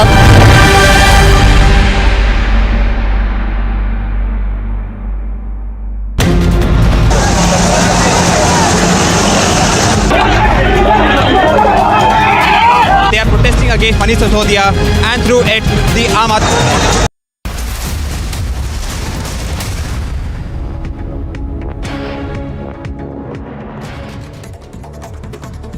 top stories that we're tracking at this hour. Indian Army foiled an infiltration attempt by Pakistani terrorists in forward areas of Uri sector on 25th August, culminating in killing of 3 terrorists and recovery of large quantity of warlike stores. The operation was launched based on specific intelligence from Army intelligence agencies. Consequently, on 24th August afternoon, multiple ambushes were laid to trap the infiltrators. Chief Minister Hemant Soren has called a meeting of the alliance at 11 a.m. today. This meeting will be held in the CM's residence. Reportedly, in this meeting, the strategy regarding the decision of the Election Commission will be discussed. Chief Justice of India, N.V. Ramana, said that the Supreme Court successfully appointed almost 224 judges in several high courts during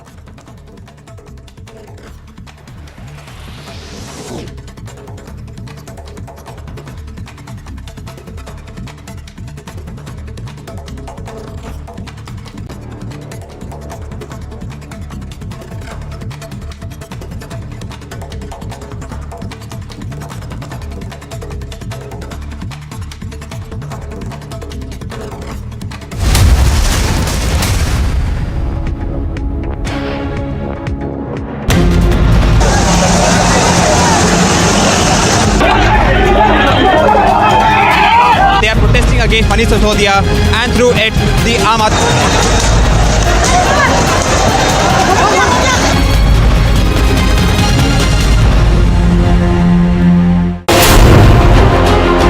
News clearly coming in today when the Supreme Court gives a setback to this particular theory and says that the report by Justice Ravindran's committee shows there was no conclusive proof to see that Pegasus had been used.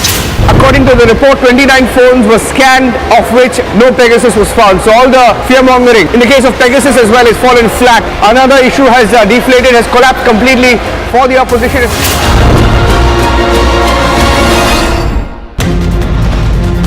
কি আশা করছেন?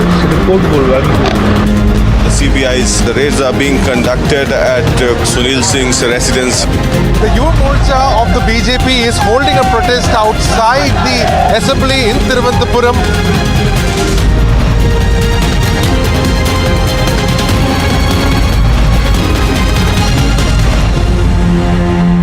Ladies and gentlemen, of course there have been journalists in Pakistan who have been tortured, who have been shot at. But those journalists are either neutral or do not support Imran Khan at all. During Imran Khan's regime, the same thing was done to journalists who would criticize Imran Khan's government and Imran Khan himself. Friends, in Pakistan, everybody is a lion till the time the police come calling, and then all the lions are lambs.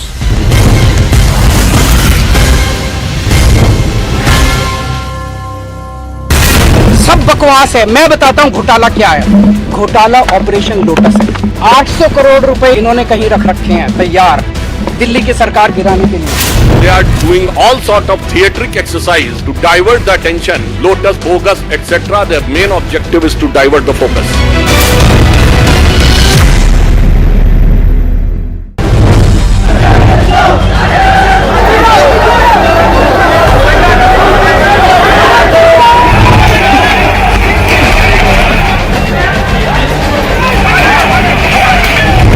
Midnight around, we saw that the protesters were also in direct touch with Asauddin Owaisi and several councillors as well of AIMIM who had been stating that they have already spoken to the police to let them go and the police had then let go of these 90 protesters. Of course there have been journalists in Pakistan who have been tortured, who have been shot at.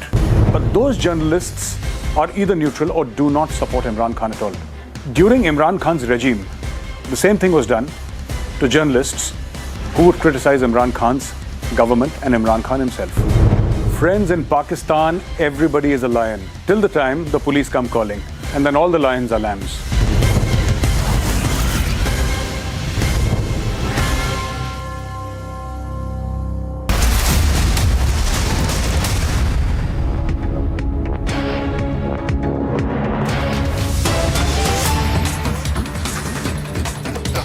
Big news coming in the murder case of BJP leader and actor Sonali Fogart. Haryana Chief Minister has now said, I spoke with Chief Minister of Goa and police officials. Her family members have written a complaint suspecting murder. We'll only know more after the post-mortem is done. Viscera samples will be tested there and also in Chandigarh. Now, initially, the Chief Minister had said that if the family does write to him, then, he will be looking into it personally. And he has said that right now that he's ready for a CBI probe as well if needed. This is the big information that we're having currently coming in on Sonali Fogart's case. Now, the murder case was registered after post-mortem revealed that multiple blunt force injuries over her body. She had died at Anjuna on Tuesday morning and the post-mortem was conducted on Thursday after her family had given consent. Now, the big information on this and the latest development is that Haryana Chief Minister has, spoken about it, stating that he has spoken to the Chief Minister of Goa and police officials as well. This is after the fact that the family had given in writing. The murder was registered after post-mortem revealed multiple blunt force injuries. Now, according to Sonali Fogart's family member, she was taken to Goa's Curly's for dinner by her two assistants. Now, the two personal assistants of Sonali Fogart are the prime suspects in the case as alleged by her family. Now, both of them have been arrested. Also coming to, further information about this, that when she was taken to this restaurant in Curly's in Goa, the restaurant owner Edwin also confirmed that Sonali visited his restaurant along with her assistant. Now, for more information on this, we're joined in by Alicia. Alicia, tell us what is the latest development in this. What we understand so far is that the Chief Minister has stated that he has spoken to police officials as well as the Chief Minister of Goa. So what next in this case now?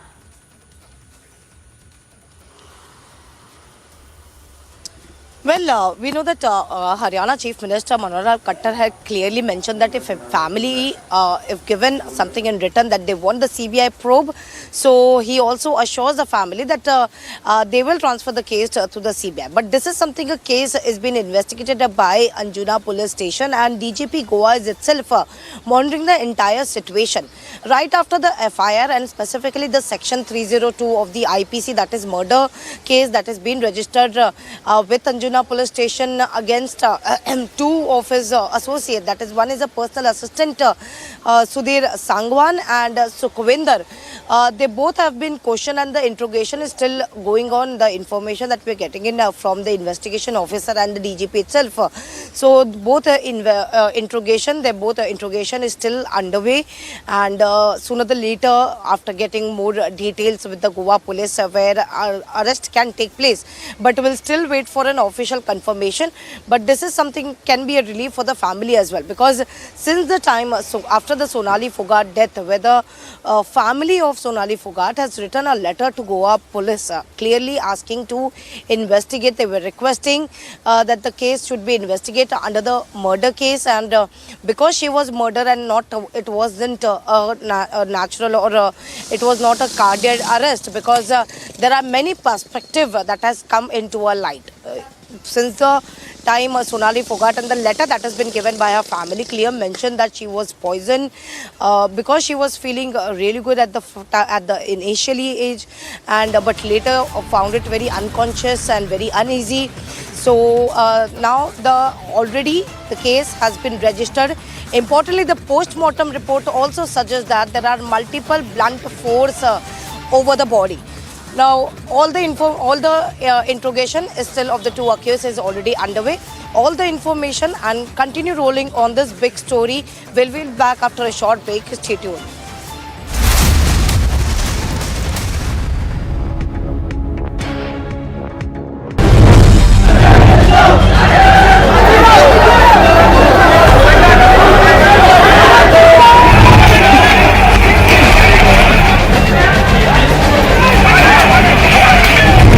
Midnight around, we saw that the protesters were also in direct touch with Asauddin Owaisi and several councillors as well of AIMIM, who had been stating that they have already spoken to the police to let them go, and the police had then let go of these 90 protesters that had been detained earlier.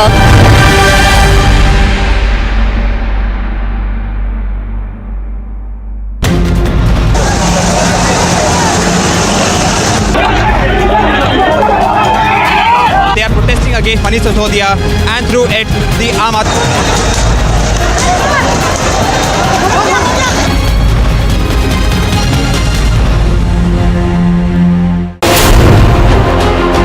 News clearly coming in today when the Supreme Court gives a step back to this particular theory and says that the report by Justice Ravindran's committee shows there was no conclusive proof to see that Pegasus had been used. According to the report, 29 phones were scanned, of which no Pegasus was found. So all the fear-mongering in the case of Pegasus as well is fallen flat. Another issue has deflated, has collapsed completely for the opposition.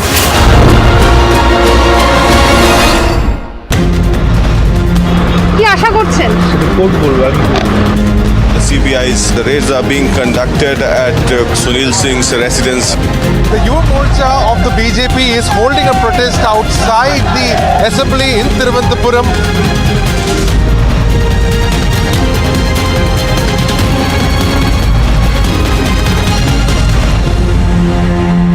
Ladies and gentlemen, of course there have been journalists in Pakistan who have been tortured, who have been shot at.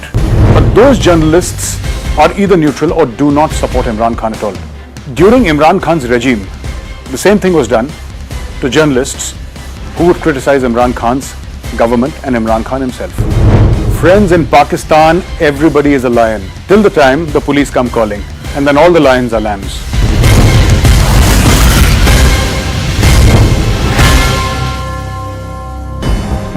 And roundup from the world of sports. Team India held a practice session in Dubai ahead of the Asia Cup 2022 campaign.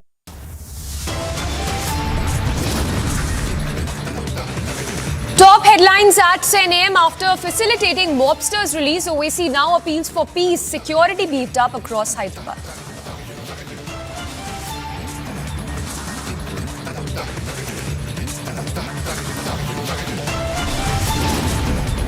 Supreme Court appointed committee finds no proof of Pegasus Snoopgate claim collapses, but Sybil continues to fearmonger.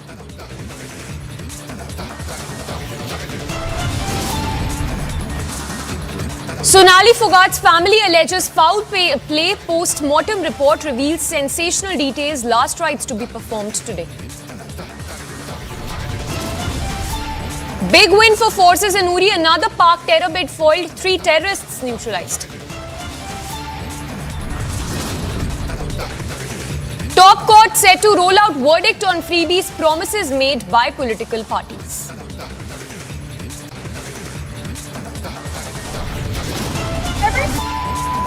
You Indians are live. If life was so great in India, y'all here. Turn camera off. I'm happy to talk. Uproar over Texas racism row as video of woman assaulting 4 Indian Americans goes viral.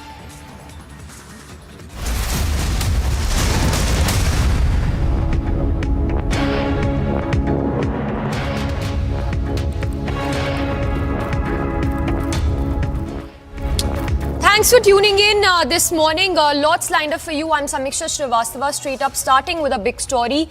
The probe into Sonali Foghat's death case. While the mystery continues over Sonali Foghat's case, what we understand is that Chief Minister Manohar Lal Khattar has said that the CBI probe could take place if the family demands. So that's a breaking update coming in as mystery shrouds Sonali Foghat's death case. So a lot of questions arising at this point as to what led to the death of Sonali Foghat. The family also alleging that there seems to be a foul play in Sonali Foghat's death. We have Alicia reporting live.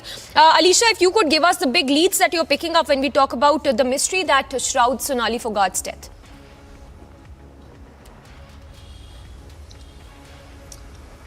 Well, yes, Samiksha, it's very important to know at this point of time, like right after the FIR, that too under section 302 of the IPC, that is a murder case that was registered with Anjuna police station.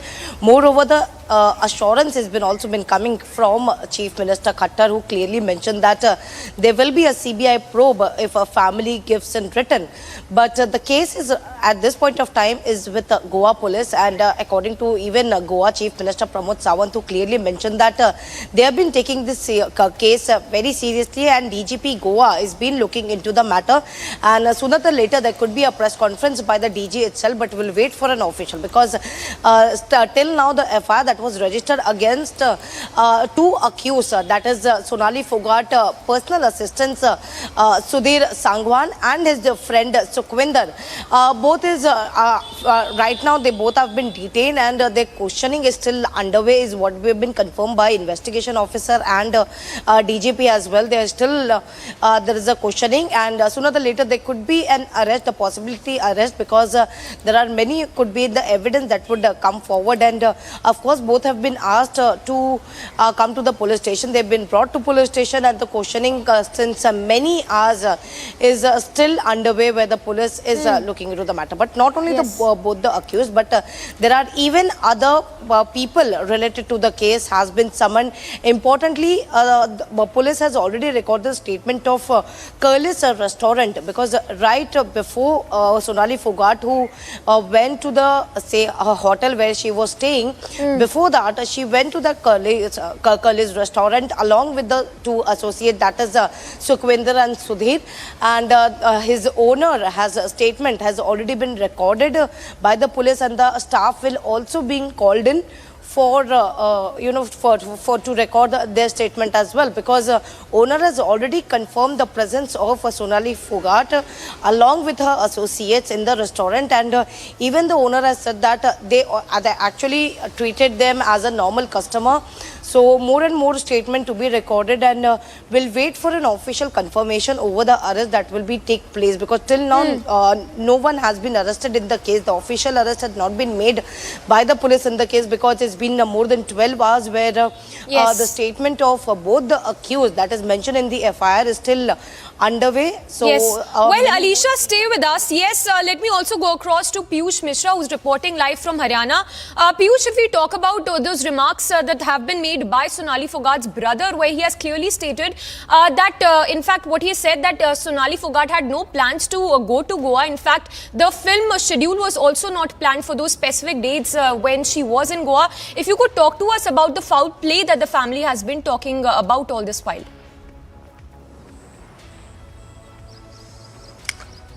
Well, absolutely. The family is talking about the foul play, and remember that the brother of Sonali Phogat had also mentioned about the fact that she faced problems. In fact, she also spoke to not only her sister but sister-in-law, and also to her mother the night before the news report of her death had come. And now the family is alleging foul play. They are saying that there is involvement of PA of Sonali Phogat and friend of PA of Sonali Phogat, Sukhwinder, and that is why they in fact initially were demanding a CBI probe into the entire matter, but now they are very much satisfied with the kind of actions those have been taken by the Goa police, where two people who one of the PA, one of them is the PA of Sonali Phogat, and another one is friend of her PA.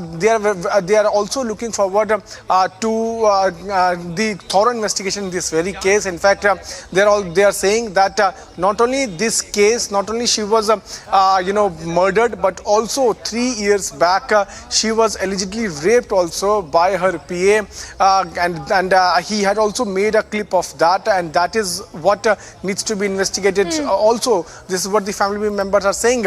They are alleging foul play. We'll have to wait and watch how the investigation is further going to take place. Right now, I am at the farmhouse of Sonali Phogat, where her mortal remains would be brought here, and from here that would be taken to a crematorium ground for the cremation. The local villagers have gathered here for the last rites, and they are the one who are also demanding thorough investigation in the entire case. Remember that Goa police has already registered an FIR. 2 people have been detained. Both are close aides of Sonali Phogat. One of them is her PA, who is the main person who is being seen. In fact, if we talk about the scheduled dates about which there's a lot of talk of movie shoot, that is also needs to be investigated.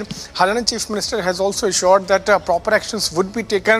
Initially, the family members were demanding CBI probe into this, but looking at the thorough investigation and also these arrests those have been made, now family is satisfied. In fact, our family is also saying that if investigation in coming few days does not proceed, or if there is some sort of halt, they would request for CBI probe into the entire matter. Yes. We'll have to wait and watch how the investigation will take place. What we are now learning is that in few minutes from now, the mortal remains would be leaving from civil hospital in Hisar, and then it will be reaching here, and then from here it will be taken to crematorium ground for the last rites. Yes. Stay with us, Piyush. If you could talk to us more about the various angles that are being looked into by the police as of now, because this seems very, the mystery around it, of course, arising with several questions that need to be answered at this point. If you could also talk to us more about those being interrogated other than those 2 aides of Sonali Phogat.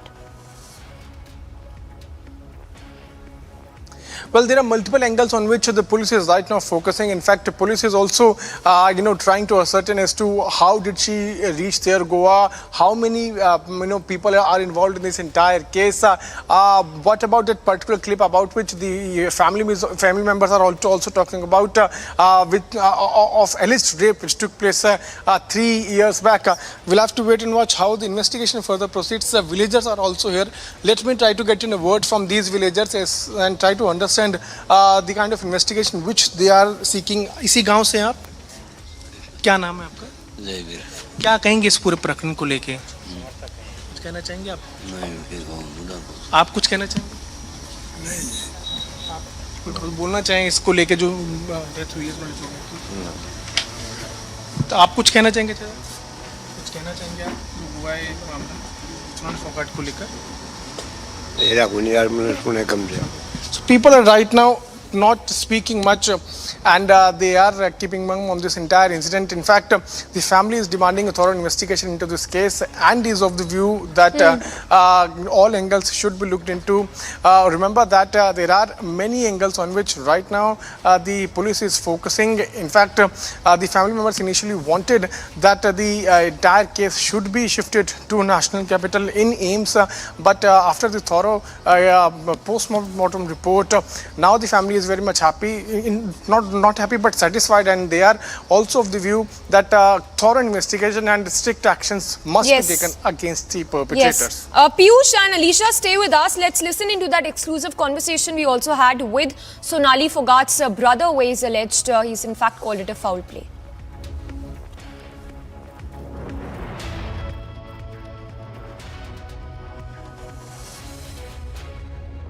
कोई अंदेशा नहीं था जी, हमारी तो last night बात हुई, उसी में सारा खुलासा हुआ और उसके बाद ही ये सारा घटनाक्रम हुआ। आप क्या वहाँ से किसकी ओर से कॉल की गई थी आप लोगों को ये बताने के लिए कि ऐसा हो गया? सुधीर सांगवान ने ही बताया था सुबह 8 बजे मेरे बड़े भाई वतन ढाका को कि यहाँ मैडम और हम पूरे फिल्म का कोई शूट है और आए हुए हैं और उस शूट के दौरान उनकी मौत हो गई। हार्ट अटैक वजह बताई गई थी। अच्छा, कुछ चोट के निशान शरीर पर, चेहरे पर बताए जा रहे हैं। पोस्टमार्टम की रिपोर्ट में भी आया है कि कुछ चोट के निशान हैं। तो जैसा रेप के बाद में हत्या की बात लगातार परिवार की तरफ से कही जा रही है, तो आखिरकार क्यों इस तरीके की सिचुएशन पैदा हुई, आप लोग को क्या लगता है? वो तो मेडिकल रिपोर्ट में आ ही चुका है और उसी के बेस पे FIR दर्ज हुई है।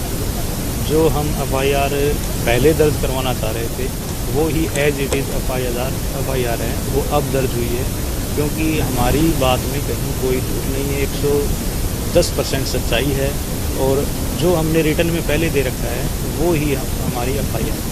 अच्छा, उनके PA की तरफ से सुधीर सांगवान, जिनका नाम इसमें आया है, उनको गिरफ्तार भी कर लिया गया गोवा पुलिस के द्वारा।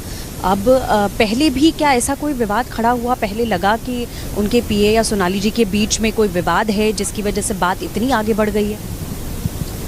नहीं, ऐसा पहले में कोई फैमिली मेंबर को ऐसा नहीं लगा ऐसा कुछ है। अगर ऐसा कुछ होता तो ये। And Piyush and Alisha continue to be with us. Alisha reporting from Goa, where Sonali Foghat breathed her last. Alisha, if you can give us more details on what the post-mortem report has revealed.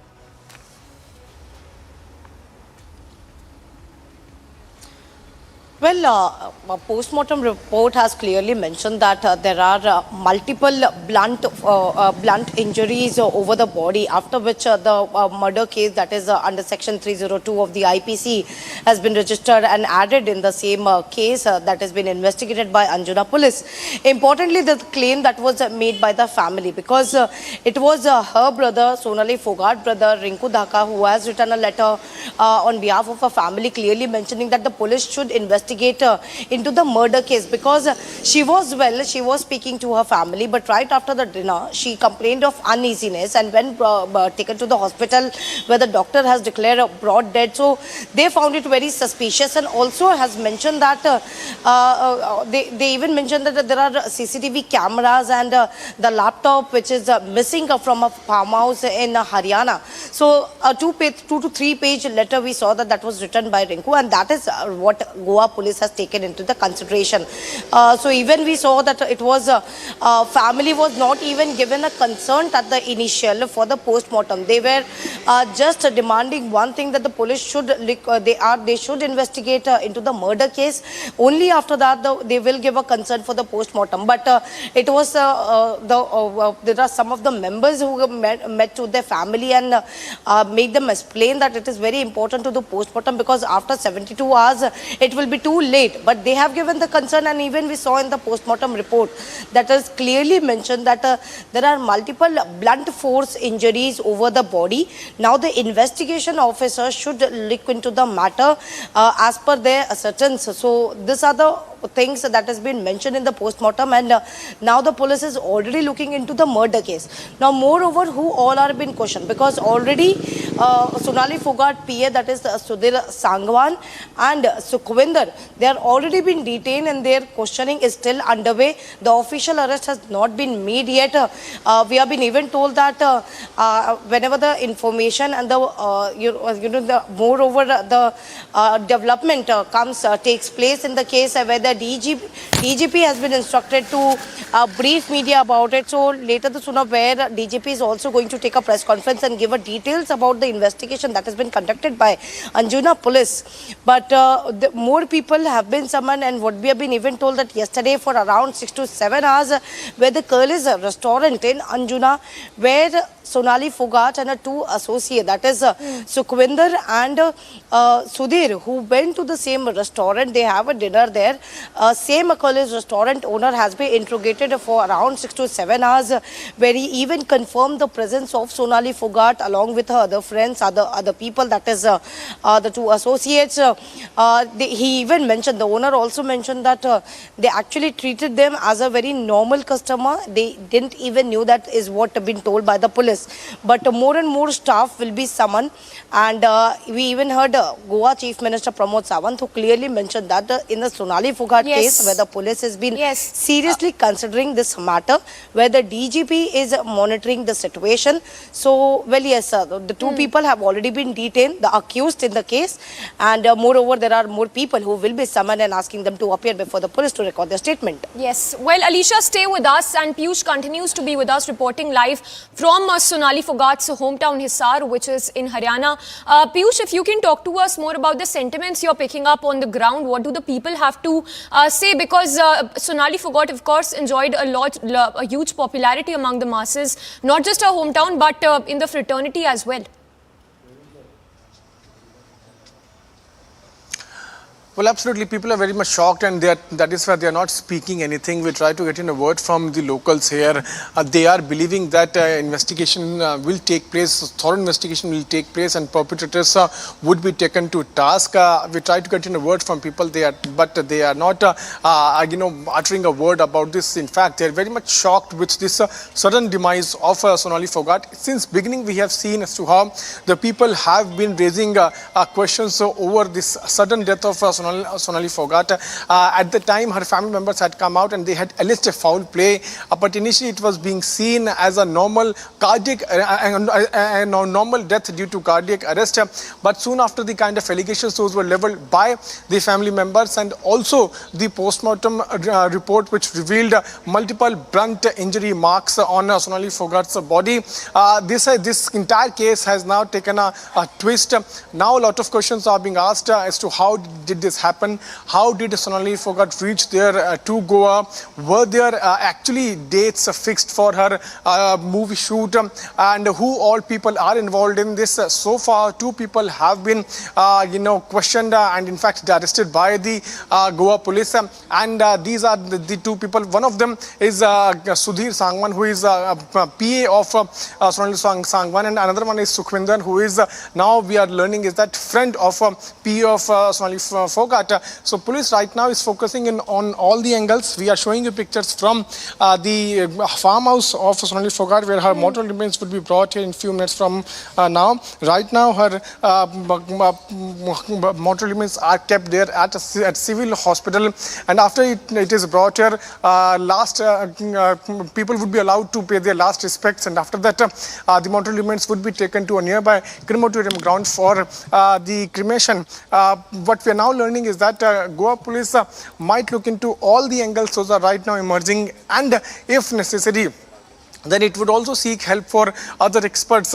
If we talk about this entire investigation, remember that FIR has been registered. There are many people who are now on the radar. Like Alicia is also pointing out that staff members could also be questioned in this case. The family members so far have expressed satisfaction with the kind of investigation which is underway. What we are also given to understand is that if they are not satisfied and in coming few days they do not see any kind of development development taking place or progress taking place in the investigation, then they would also seek for CBI investigation in this case. Initially, they had asked for it, but after the kind of FIR which was filed by Goa police and looking at the investigation by the Goa police, now family members are saying that they will right now focus on the investigation on Goa police and at the same time remember that Haryana police, Haryana government has also come out in open and said that they will act according to the demands of family members. What is more shocking here is that the police have only registered a murder case in this case, though family members are also alleging that she was raped also. Sonali Phogat was raped by her PA Sudhir Sangwan 3 years back, and a clip was also made by him, and he was blackmailing Sonali Phogat using that particular clip, and that needs to be investigated. Now the family members are demanding that a rape case should also be put in that particular FIR, and as strict actions must be taken. Yes. We'll have to wait and watch how the investigation further proceeds.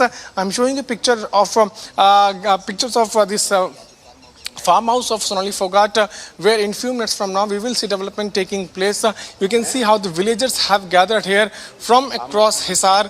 Locals are also here. They are waiting for the mortal remains to reach here, and then they would pay their last respects to the mortal remains. And after that, after a few hours, we will see mortal remains being moved to the nearby crematorium ground where last rites would take place. Family members have already reached here. You can see not only villagers but also local administration has also reached here. Police personnel have also been deployed here in large numbers. And this is basically happening because Sonali Phogat was very much famous in this entire area, not only in Haryana, but we also saw as to how she gained a large popularity when she took part in Big Boss. In fact, she was also one of the top leaders of BJP here in Haryana. So there are multiple things about which Sonali Phogat is known for. Now, if you talk about the investigation, Yes. Goa police is focusing on all the angles. We'll have to wait and watch how the investigation further proceeds. Yes. Piyush, stay with us. I want to take that very same point across to Alisha as well. Alisha, Piyush was talking to us about this blackmailing angle. If you can talk to us more about these blackmails that Piyush was referring to, which Sonali Phogat had been receiving for quite some time.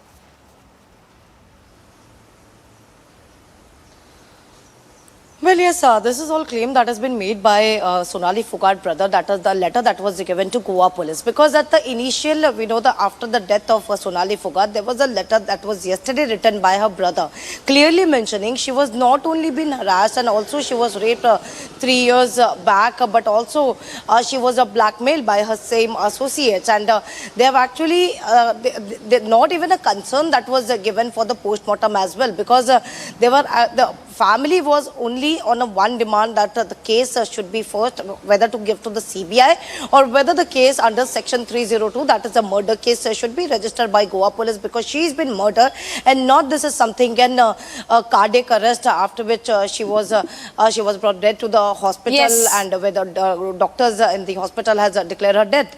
So that All was right, all the Alisha claim. and Piyush, we'll have to leave it at that. So Piyush, they're reporting live from Hisar, the village where Sonali Phogat's mortal remains are set to arrive, and Alisha reporting from Goa, where Sonali Phogat breathed her last.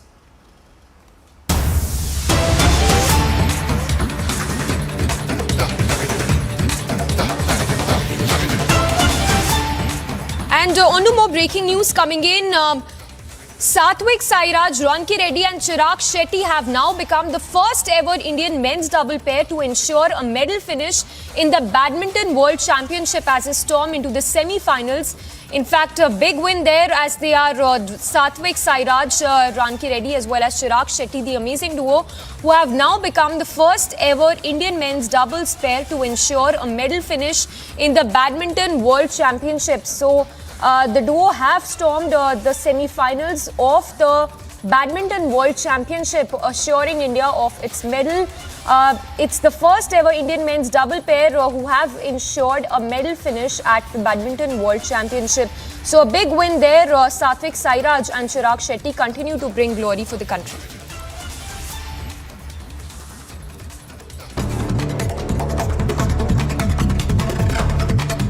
Roundup of all that's making news from across the country. The Indian Army foiled an infiltration attempt by Pak terrorists in forward areas of Uri sector on 25th of August. In fact, neutralizing 3 terrorists and also recovery of large quantity of warlike stores. The operation was launched based on specific intelligence from Army intel agencies. Consequently, on 24th of August afternoon, multiple ambushes were laid to trap the infiltrators. CM Hemant Soren has called for a meet at 11 a.m. today. The meet will be held at the Chief Minister's residence. Reportedly, in this meet, the strategy regarding the decision of the Election Commission will be discussed. Chief Justice of India N.V. Ramana said that the Supreme Court Collegium successfully appointed almost 224 judges in several high courts during his tenure and has cleared almost all names concerning the Delhi High Court and hoped that these recommendations would be cleared by the centre as well. Justice Ramana, who will retire from office today upon attaining the age of superannuation, said that he took up the issue concerning the appointment of judges and infrastructure during his term and hoped that he stood for the up to the expectations of the legal fraternity. 5 people were killed while 7 others sustained injuries after a fire broke out in a multi-story building in UP's Moradabad. Shailendra Kumar Singh, the district magistrate of Moradabad, said that the fire broke out in a 3-story building. In the incident, 5 people lost their lives and 7 were rescued from the building and later were rushed to the hospital for treatment. The anti-drug cell of Imphal East Police busted a fake currency racket at Urup Gangtak village area. 2 persons have been arrested in this matter. The officials also recovered drugs and bundles of fake currency from the gang.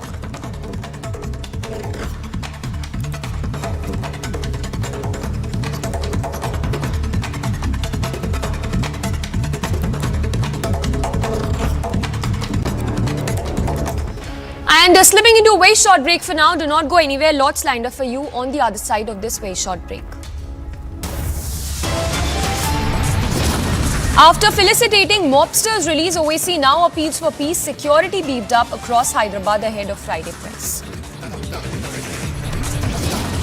And Supreme Court appointed committee finds no proof of Pegasus. Snoopgate claim collapses, but Sybil continues to fearmonger.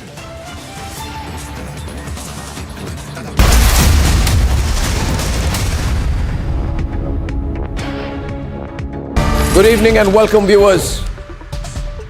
Pegasus was a massive hoax.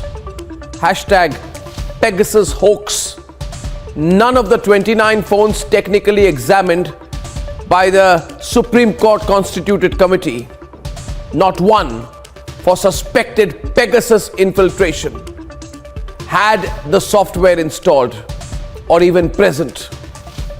Not one of the 29 phones could conclusively be said to have been infiltrated by the government using the Pegasus spyware. And what this means is that this whole lobby's theory, the fraudulent theory that the government of India is snooping on its political rivals, dangerously using Pegasus, was bogus. B-O-G-U-S, bogus. None of those who were so gleeful about Pegasus being found, saying this proves that the government has a magnifying glass inside everyone's phones. Not even the Lutyens channels who are being bought and sold overnight these days are talking about it. Isn't that amazing? When it suits you, you push a theory. You scream around saying there are kickbacks in Rafale. Chokidar chor hai. Then you say the government has turned a super snooper using Pegasus. But when the Supreme Court, India's highest court, finds no conclusive proof to back your claims, then you go all silent about it. You talk about something else. What hypocrisy. This is dangerous hypocrisy. Top headlines at 10:30. Sonali Foghat's family alleges foul play. Post-mortem report reveals sensational details. Last rites to be performed today.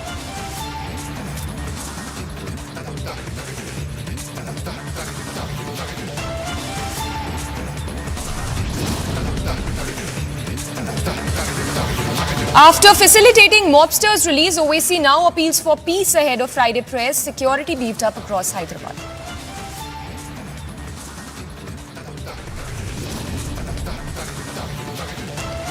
Supreme Court appointed committee finds no proof of Pegasus Snoopgate claim collapses, but Sybil continues to fearmonger.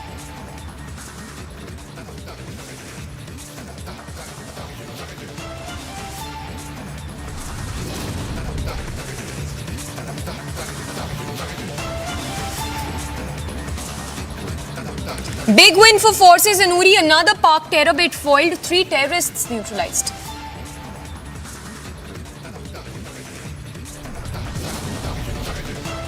Top court set to roll out verdict on freebies promised made by political parties.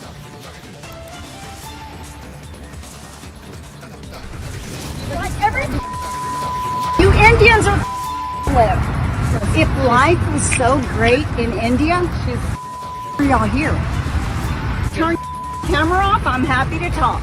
Turn it off. And we are.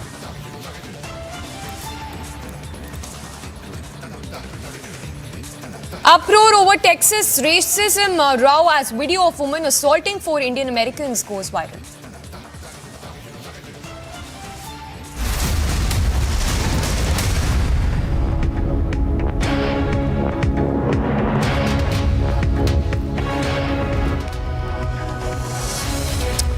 Thanks for tuning in. In fact, straight away getting in live visuals that are coming in from Sonali's hometown, Hisar.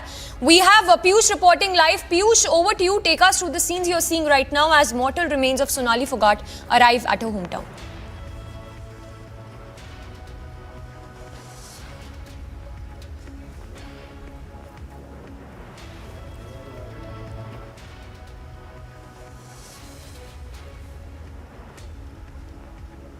Well, we'll try and connect with Piyush again, but those are the live visuals coming in right now from Sonali's hometown, Hisar. Piyush, over to you.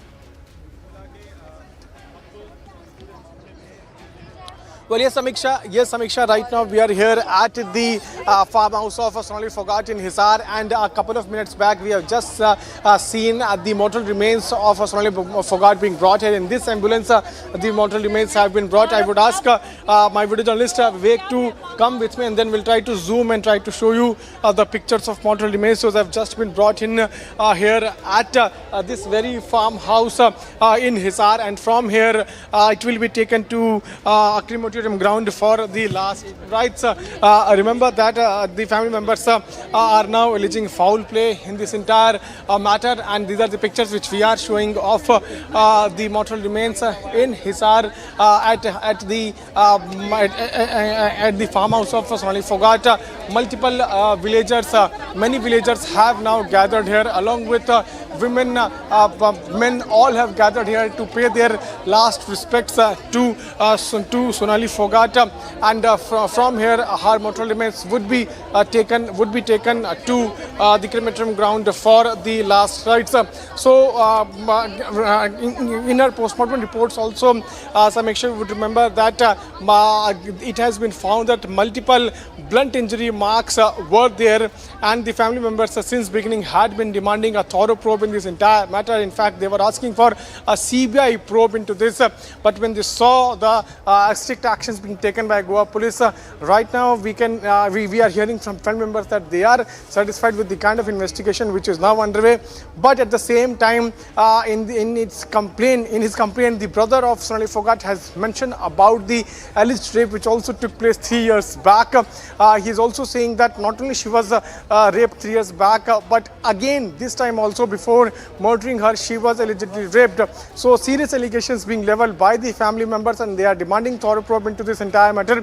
So far, 2 people have been arrested, and they are being questioned by the authorities there in Goa. One of them is the PA of Sonali Fogart, another one is a friend of Sonali Fogart's PA, Sukhwinder. So there are 2 people, Sudhir Sangman and Sukhwinder, who have been arrested by the Goa police, and investigation is taking place. Her mortal remains have been brought here, and from here they will be taken for the last rites. Before that, people and locals have gathered here to pay their last respects to the mortal remains of Sonali Fogart. Remember that since beginning, the family members had been crying foul on the very day when the report of Sonali Phogat death had surfaced. At the time itself, the family members had raised an alarm. In fact, they were of the view that it's not a normal death. She has been murdered.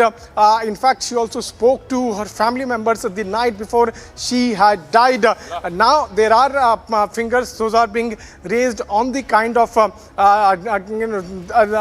the kind of investigation also which is taking place, because the family members are saying that she was not only murdered but also she was allegedly raped. We'll have to wait and watch how the investigation is going to further proceed. Though the Haryana government is of the view that if needed, if family members demand and they give in writing that they want a CBI probe into this, then they would go forward for this. But as we are speaking, Goa police is right now investigating this case, and most likely Haryana police could also step in after these serious allegations. Those are now again being levelled by the family members, where they are now alleging that she was not only murdered but was also raped, not only this time but also 3 years back. In fact, family members are also pointing out that 3 years back she was allegedly raped. Sonali Phogat was allegedly raped, and the video was made by Sudhir Sangwan, and he was blackmailing her, and because of that she could not come out in open in public and spoke about the horrific incident which took place with her because she was being blackmailed. This is what the family members had been alleging. We'll have to see how the police is going to look into all the angles, but yes, there are multiple angles on which police is right now focusing. Let me try to show you the pictures from the farmhouse of Sonali Phogat. You can see how the villagers have gathered here in large numbers. This is the very ambulance in which the mortal remains of Sonali Phogat were brought in, and her mortal remains have been kept in a closed area, and in few minutes from now we will see people going inside and paying their last respects to Sonali Phogat. But this entire incident is now raising a lot of questions and also pointing fingers towards a thorough probe into this entire matter. Family members initially wanted the post-mortem also to take place in Delhi, in AIMS, but soon after the murder charges those were put in that particular FIR, the family members agreed for post-mortem in Goa, and after that we also how the post-mortem report revealed that there were multiple blunt injury marks on Sonali Phogat's body, which is certainly indicating towards a larger conspiracy and also indicating towards a thorough probe, thorough investigation in this entire matter. We'll have to wait and watch how the Goa police is going to further look into all the angles. But yes, there are multiple points on which it needs to focus as to how did Sonali Phogat reach there. Were there actually dates fixed for a movie shoot? Are there other people involved in this entire matter, or there are only 2 people involved in this? Are there other people connected with this entire case? So there are many things on which the authorities are going to keep their focus. But the latest development which we are right now making is that the mortal remains of Sonali Phogat have been brought here at her farmhouse in Hisar, and from there it will be taken to crematorium ground for the last rites. Samiksha. Yes, Piyush, also if you could talk to us more about her political journey as well as Sonali Phogat's stint in the television industry. Remember, Samiksha, that she had started a political career with BJP in 2019. She had fought on a BJP ticket, but she had lost from Kuldeep Bishnoi, the Congress's candidate at that time. After that, she joined as a contestant in Big Boss show in 2020, and since then she became a star. She also started getting a lot of offers for movie shoots, for advertisement shoots, and she became a known face not only in Haryana but across the country. Before fighting on BJP ticket in 2019, she was already a TikTok star. She had a lot of followers in the state, but she rose to fame in 2019 when BJP gave her ticket. She had aggressively campaigned. Top leaders of BJP had come here for campaigning for Sonali Phogat. After that, when she lost, she decided to shift her career towards the glamour world, and she became a part of Big Boss. She participated in Big Boss in 2020, and after that we saw as to how she started getting a lot of offers. But if you talk about this case, a lot of things are now coming out. Police is going to focus on that. We'll have to see how the investigation takes place. But yes, Sonali Fogart was a known name, not only in Hisar, in Haryana, but across the country. And that is why people are demanding speedy justice in this entire matter. Yes. Yes, Piyush, stay with us. If you can talk to us more about what the brother of Sonali Fogart has told till now, because what he has claimed is that Sonali had absolutely no plans to go to Goa, and that it was in fact a part of a pre-planned conspiracy is what the family claims. Well, absolutely. The family members are now indicating towards a larger conspiracy in this case. In fact, the brother of Sonali Fogart is coming out in open and saying that there was never any plan of any kind of a movie shoot. She was called in and multiple lies were told to her, and that needs to be investigated. Remember that brother is also mentioning about the fact that the night before Sonali Fogart had died, she spoke to her family members and she had told them that she was not feeling well. She was feeling uneasy after having her dinner. In fact, her brother had also claimed that PA of Sonali Fogart, Sudhir Sangwan, had mixed something in her food which led to uneasiness. And the next day we saw as to how the reports of Sonali Fogart's death came out. Initially, it was being looked as a death, a normal death due to cardiac arrest. But after the family members raised an alarm, the authorities pulled up their socks and they started looking for people, and 2 people were then later on arrested. Family members are also alleging, in fact, brother of Sonali Fogart is also alleging about a very important thing, the shocking thing, and that is about the rape charges about which he's talking. He's saying that 3 years back, Sonali Fogart was allegedly raped by Sudhir Sangwan, and he had made a video clip of that entire incident. In fact, he was blackmailing Sonali Fogart using that video clip, and this time also before she was murdered, she was allegedly raped again. So this is what the family members are alleging. So multiple theories are now coming out. So far, Goa police have arrested 2 people in this case, and the investigation is underway. But the point here is that how all these things happen. How did Sonali Fogart reach Goa? Were there actually dates fixed for her movie shoot? There are certain questions on which the authorities are right now focusing. The latest what we can tell to our viewers is that the mortal remains of Sonali Fogart have been brought here at her farmhouse in Sonali Fogart in Hisar, and from here the mortal remains would be taken to crematorium ground for the last rites. Before that, villagers have gathered here, locals have gathered here. You can see how they have gathered here in large numbers to pay their last respects. This entire case is now raising a lot of questions and also demanding a thorough investigation in this case. We'll have to wait and watch how it is going to further proceed. But yes, it certainly needs a thorough investigation, because now many theories have come out. Not only the murder case can be seen into this, but also these serious allegations of rape, those have been leveled by the brother of Sonali Fogart, needs to be thoroughly investigated. Yes. Piyush, stay with us, and when we talk about this cardiac arrest theory, Sonali Fogart's family also, for that matter, has also been insisting how Sonali Fogart has been quite frequent to the gym. She was quite physically fit. So does that cardiac arrest theory even hold when we talk about what really led to Sonali Fogart's death?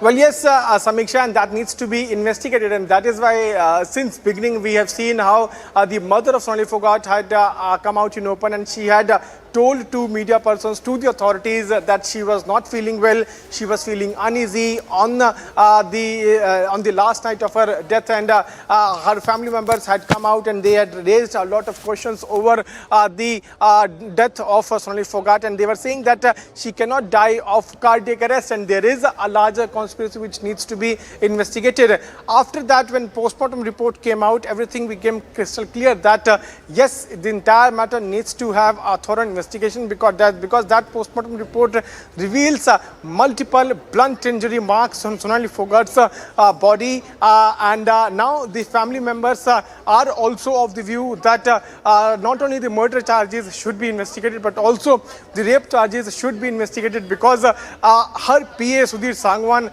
was blackmailing her for the last 3 years. At the same time, Samiksha, it raises a lot of questions as to why didn't family members raise this issue earlier? Why Sonali Foghat was also made to keep mum? She could have discussed this with her family members, and subsequently family members could have come out in open and talk about this. So multiple things needs to be investigated as far as this entire case is concerned. Her mortal remains have been brought up here, and from here the mortal remains would be taken to a nearby crematorium for the last rites. Locals have gathered here to pay their last respects. They have come not only from Hisar but also from different parts of Haryana. Yes. Yes, Piyush, stay with us. Just very briefly, if you could once again talk to us about Sonali Foghat's journey, as well as, you know, how the work that she's done in the television fraternity, as well as her political career where she when she joined the BJP. Well, if we specifically talk about Sonali Foghat, remember that she fought on a BJP ticket in 2019. She had lost that particular election from Kuldeep Bishnoi. Now Kuldeep Bishnoi has joined BJP. After that, in 2020, she became a Big Boss contestant. Before 2019, she was a famous TikTok star, not only in Haryana but across the country. She was not only known in this very village, but she was a known star on social media, and that is why BJP also gave her a ticket to contest from Hisar. After that, in 2020, when she joined Big Boss, she had unsuccessfully contested that also, but she had rose to fame and got a lot of support from the Bollywood. After this very short break, we will be getting more and more details as mortal remains of Sonali Foghat have been brought here at a farmhouse in Hisar, and in few minutes from now, mortal remains would be taken for last rites. Stay tuned for more updates.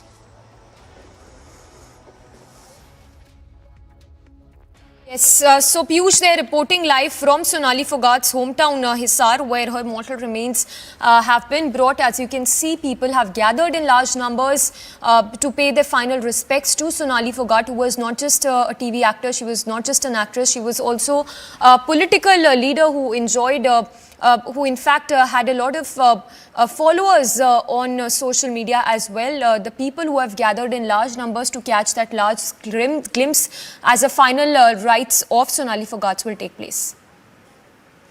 Well, on to more breaking news coming in. Stand by for the order on freebies case. We have our executive editor Rhythm also joining us. Rhythm, in just in a short while from now, we can expect the order on the freebies case. Take us through the details. Let's tell our viewers, as we are speaking today morning, as the Chief Justice of India, Justice Ramana, is appearing in the Supreme Court on his last day as the Chief Justice. The order of the freebies case expected any moment now. As we are speaking, the Chief Justice of India begins the dictation, and breaking news that's coming in. I'm going to start reading out what is being stated in the order, where the Chief Justice has started reading it out and spoken about the two things that he has to consider in this case, whether there will be welfare schemes that will be taken into consideration, or whether the Supreme Court believes that two sets of petitions are before them. They say one challenges the announcement of the freebies before election, and the second set of them challenge measures announced by the government which are not freebies. So live updates from the Supreme Court. The Supreme Court Chief Justice has started